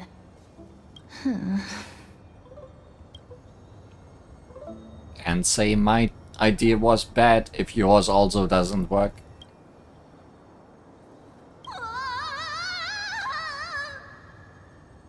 Maybe Trian has a better idea. Lady Trian, and even Mem? Where have they disappeared to? Little Gray, little Cass, look over here, quick! Mummy, he's about to burst into flames! Oh, I need to see that. The voice seems to be coming from the Star Chase atrium. Sorry, there's always time to fix things.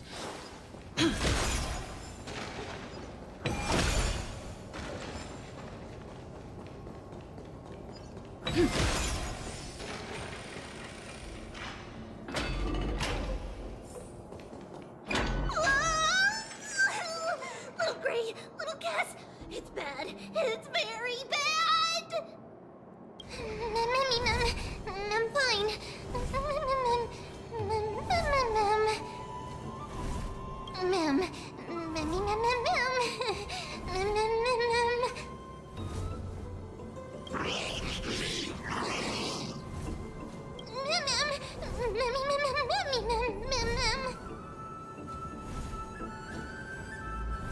Come down, we'll be right there. Lady Trian, what exactly happened just now? Trian and Memmy were looking around to see if there were any mechanisms nearby. But just as they went to take a closer look at that big piece of amber, they were surrounded! I see. Let's get a move on. The orbs belonging to Ornyx's priests should be nearby. Hopefully they'll be of some use. Memmy Mem. Memmy Mem Mem. Memmy. Mem.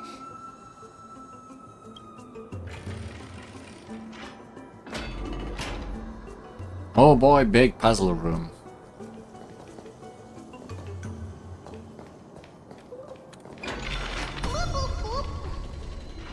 What?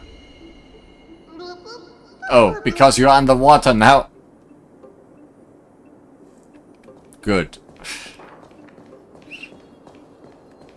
Just as planned. Clearly.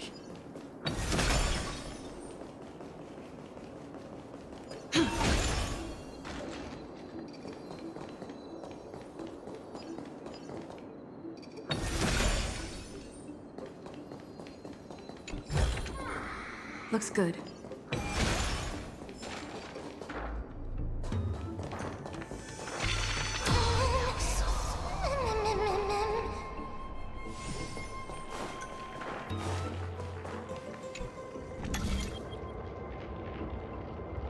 It's connected! Let's hurry! Memmy is already bouncing around due to the heat! Mem.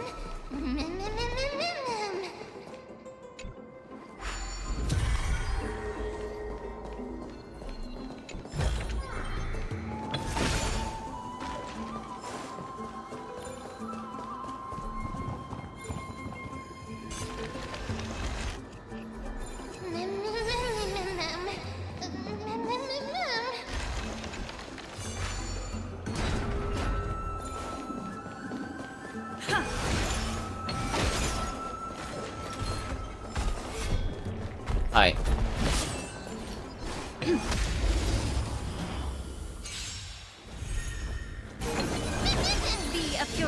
Hey, ma'am, you're back by my side. It's bleeding. Expand your thinking.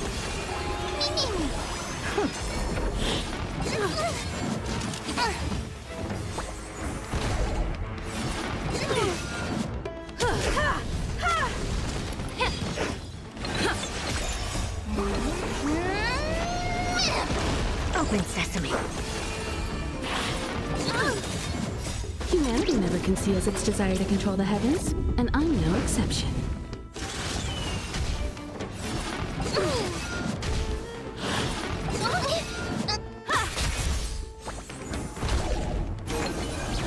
Time to cleanse the filth. Endless riddles. Nothing but a void.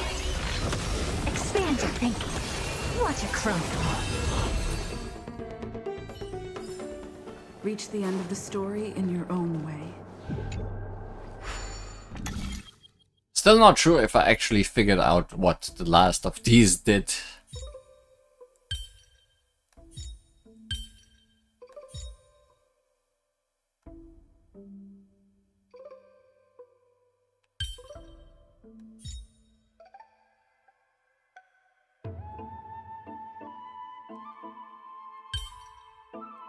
Well, I'm wrong. Can't tell that much.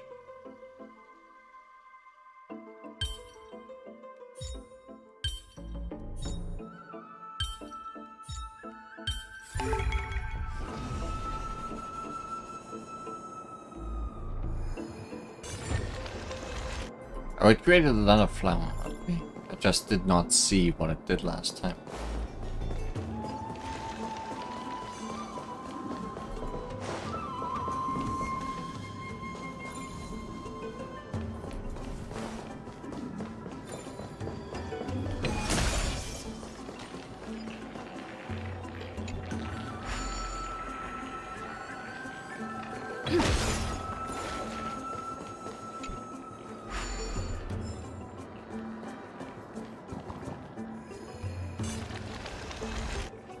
Oh no, I'm starting to smell something delicious. What could it be?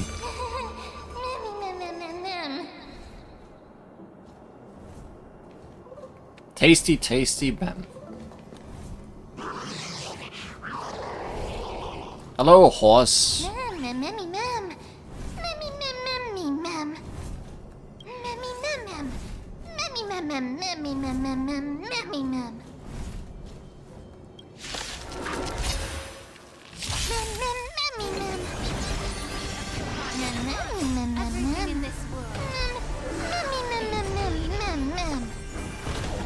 Open sesame.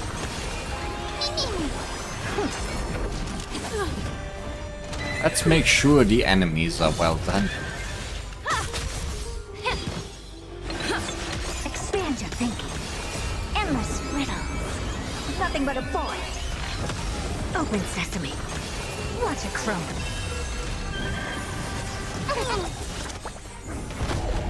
At least horse actually has a weakness that I have on the team. Time to cleanse the filth. Expand your thinking.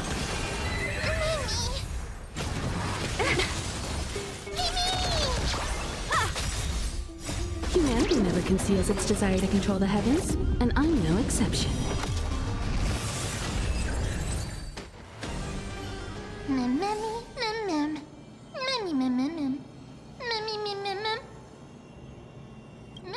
Easy. Isn't even easy anywhere in the English. Actually, there's 4 of us. It's alright. Trian only just flew down. I'm glad that everyone is all right. Speaking of which, this piece of amber is... A remnant of Nestia's core flame. Ah, you're back. To get to the throne at the treetop, gather the embers before you with the golden bough of vows, and present it to the divine butterfly. Whoa, where did you come from? You finally appeared, Lady Calypso. Yes, it's been some time. The battle just now was a true delight, and I feel quite elated. It seems like I'll really be able to rely on all of you to reclaim my true form.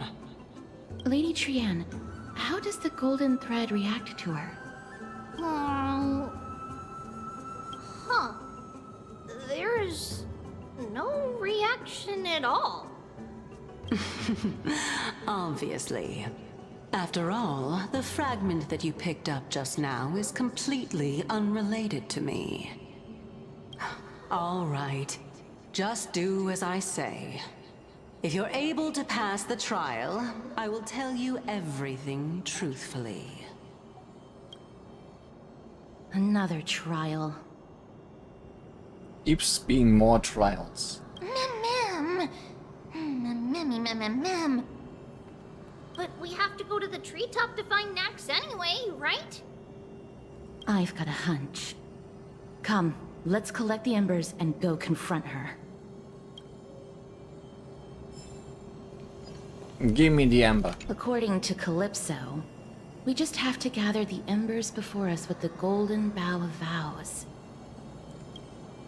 As the golden water lily touches the ember, flames spill from its petals. Curiously, the fire does not consume the entire flower. Only faint sparks gather at the tips, subtly burning. How incredible. Mem.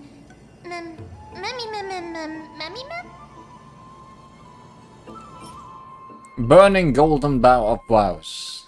Strange aquatic flowers, their amber-colored soft flames sway imperceptibly. It is said that they are tokens of the eternal vows between two revered deities, and now it holds the soul of one of them.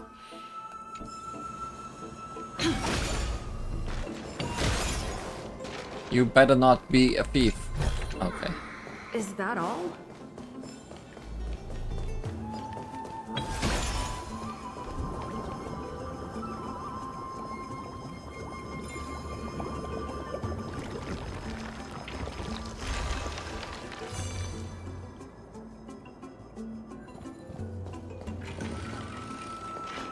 What is it lately with semi-transparent dresses? They are in fashion.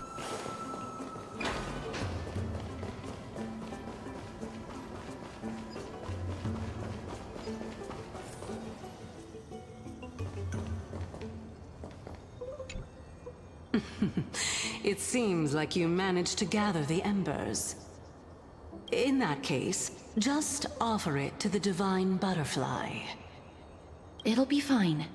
Let's just do as she says. And then it was not fine.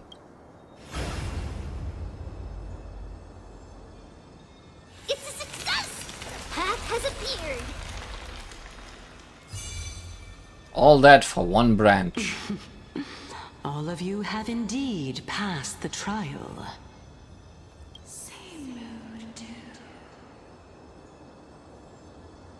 I don't think we did something good. Hmm? The sound of a butterfly's wings.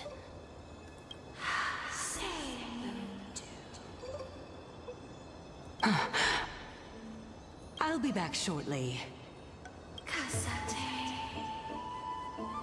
Of course, our promise still stands. But now, it's time for me to sacrifice myself. Well, don't collapse, Calypso.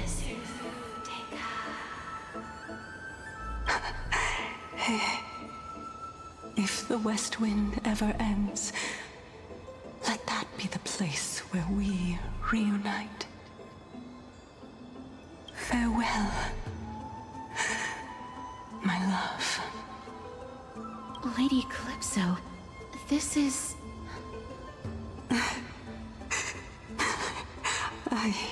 It's nothing much.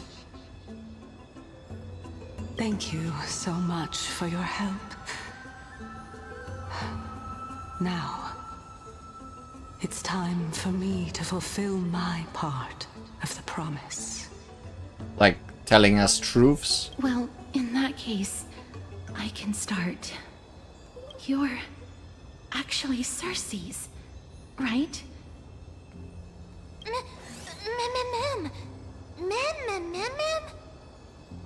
Oh my. The children of humanity have passed the final trial at last. I was wondering when you were planning to expose me. How did you know? Both start with C. The riddle-like trials, your distrustful yet sincere character, referring to Nestia as your love, and... The head of the Litophagus is actually called Medea, and not Calypso. Since you knew from the start that I was not who I said I was, why did you wait until now to expose me? Because I did not believe that Cersei's would walk this world in a human form. I was also afraid that the Titans were under the control of the Black Tide, and would do us harm. Also, to make a claim, one must have evidence. This is the precious knowledge that I acquired during my time at the Grove. Excellent. To think we were able to gain a new chance at life in the midst of death. Fate truly is a mysterious thing. Well, shouldn't you also tell us why you went through all the trouble of setting up these riddles? Oh, the reason's quite simple. I needed your help, and just like how you were wary of me, I had to ensure that you were not villains who were trying to get their hands on the core flame. I also had to ascertain that you were capable of dealing with the threat at hand. Is this threat related to the Black Tide? Indeed. And it's even more related to that lost item from before. Its owner is a quiet and paranoid hunter who seems to have been reborn from the Black Tide and is attacking along with it. As I could not do anything about him, I split my body up and escaped to avoid harm. I bided my time for a chance to seek assistance. Unfortunately, this was not a sustainable long-term plan. What you mean is that you hid your own core flame? Indeed. I split it into 3. I hid one within the Golden Bough of Vows, and sealed another in the Amber, along with Nestia's remaining embers. So we have 2, is what you are saying. As for the last one, it's currently in Anaxa's body, which is in dire need of repair. What? Do you mean that you're using such a method? After all, the scholars of the Grove have always been willing to lay down their lives to defend my core flame. As a respected god, it would be too embarrassing if I were to do nothing and simply watch the children of humanity give up their lives for me. Especially that heretic named Anaxa. He did not even hesitate to tear his soul apart and use it to perform a miracle. He trapped all the creations of the Black Tide within the Grove so that they would not be able to harm others. His way of thinking was so out of the ordinary that I felt it would be a waste for him to meet his demise in the Black Tide. And so, I decided to save his life. Well, thanks, Atsis. Of course, this also meant that I was able to conceal myself and remain hidden. Well, that's also an equivalent exchange, right? Mem! Mem, mem, mem! Mem, memmy, mem, mem, memmy, mem, mem! Mem, memmy, mem, mem, mem! What a smart little bunny. This way, I'll be able to regain my true form. And you will be able to bring the core flame and your teacher back to Alchema. We'll also take down the black-robed swordmaster at the throne. Together, in one go. That sounds like a confrontation in the waiting. But, Cersei's, aren't you the reason Titan? Even if I do not have the authority of strife, I'm still a god. I just need you to buy me some time against the warrior's blade. Once the core flame is reformed, I'll be able to show my hand.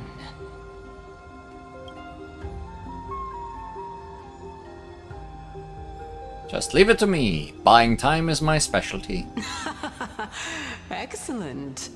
Then just continue climbing to reach my throne. Turn the Golden Bough of Vows into firewood to reignite the core flame of reason. And burn down this tree. No? Not what we're doing?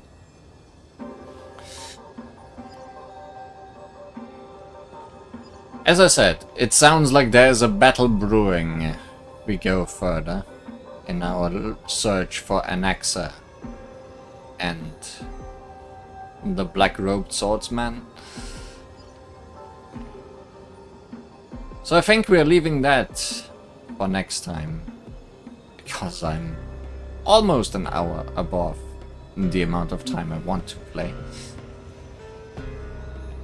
There's also more weird lore here to pick up, so all kinds of things next time. Also, I am sure that this chapter of the story still goes on for quite a bit longer than just going up this tree. So probably no worries that next time will be short. Oh no, I broke it. Oh yes, I fixed it. Oh yeah, let's check our achievements and then I guess we can stop. Because we got a lot of those. Diagonal March. When facing a Praetor in battle, have at least 5 ally targets distribute drowned in the Crimson Sea damage, with none of them being defeated. Okay. Whatever that means. The Gates of Fire, the Endless Might. In a single battle, have ally character melee cast Kingslayer be King or Godslayer be God 5 times in one instance of Vendetta. I think that's his auto attacks. Dredging the River of Time Past. What's that extra thing appearing in your personal bath chamber? Discover a strange crystal. Sadly not chilly. Long journey into lovely night. Obtain the audio record Divine Echo Romance. Sing, O goddess of his rage. The young hero has finally risen from strife. He did not, but at least he was saved.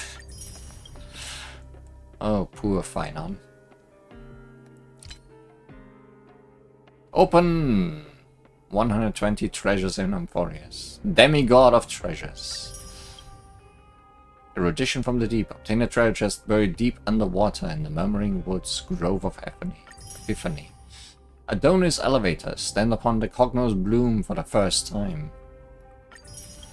Flycatcher. Don't think you are safe just because you are hiding up a tree. Use the Hand of Zagreus punch action to defeat the enemy in a certain tree. Yeah, that guy was hiding.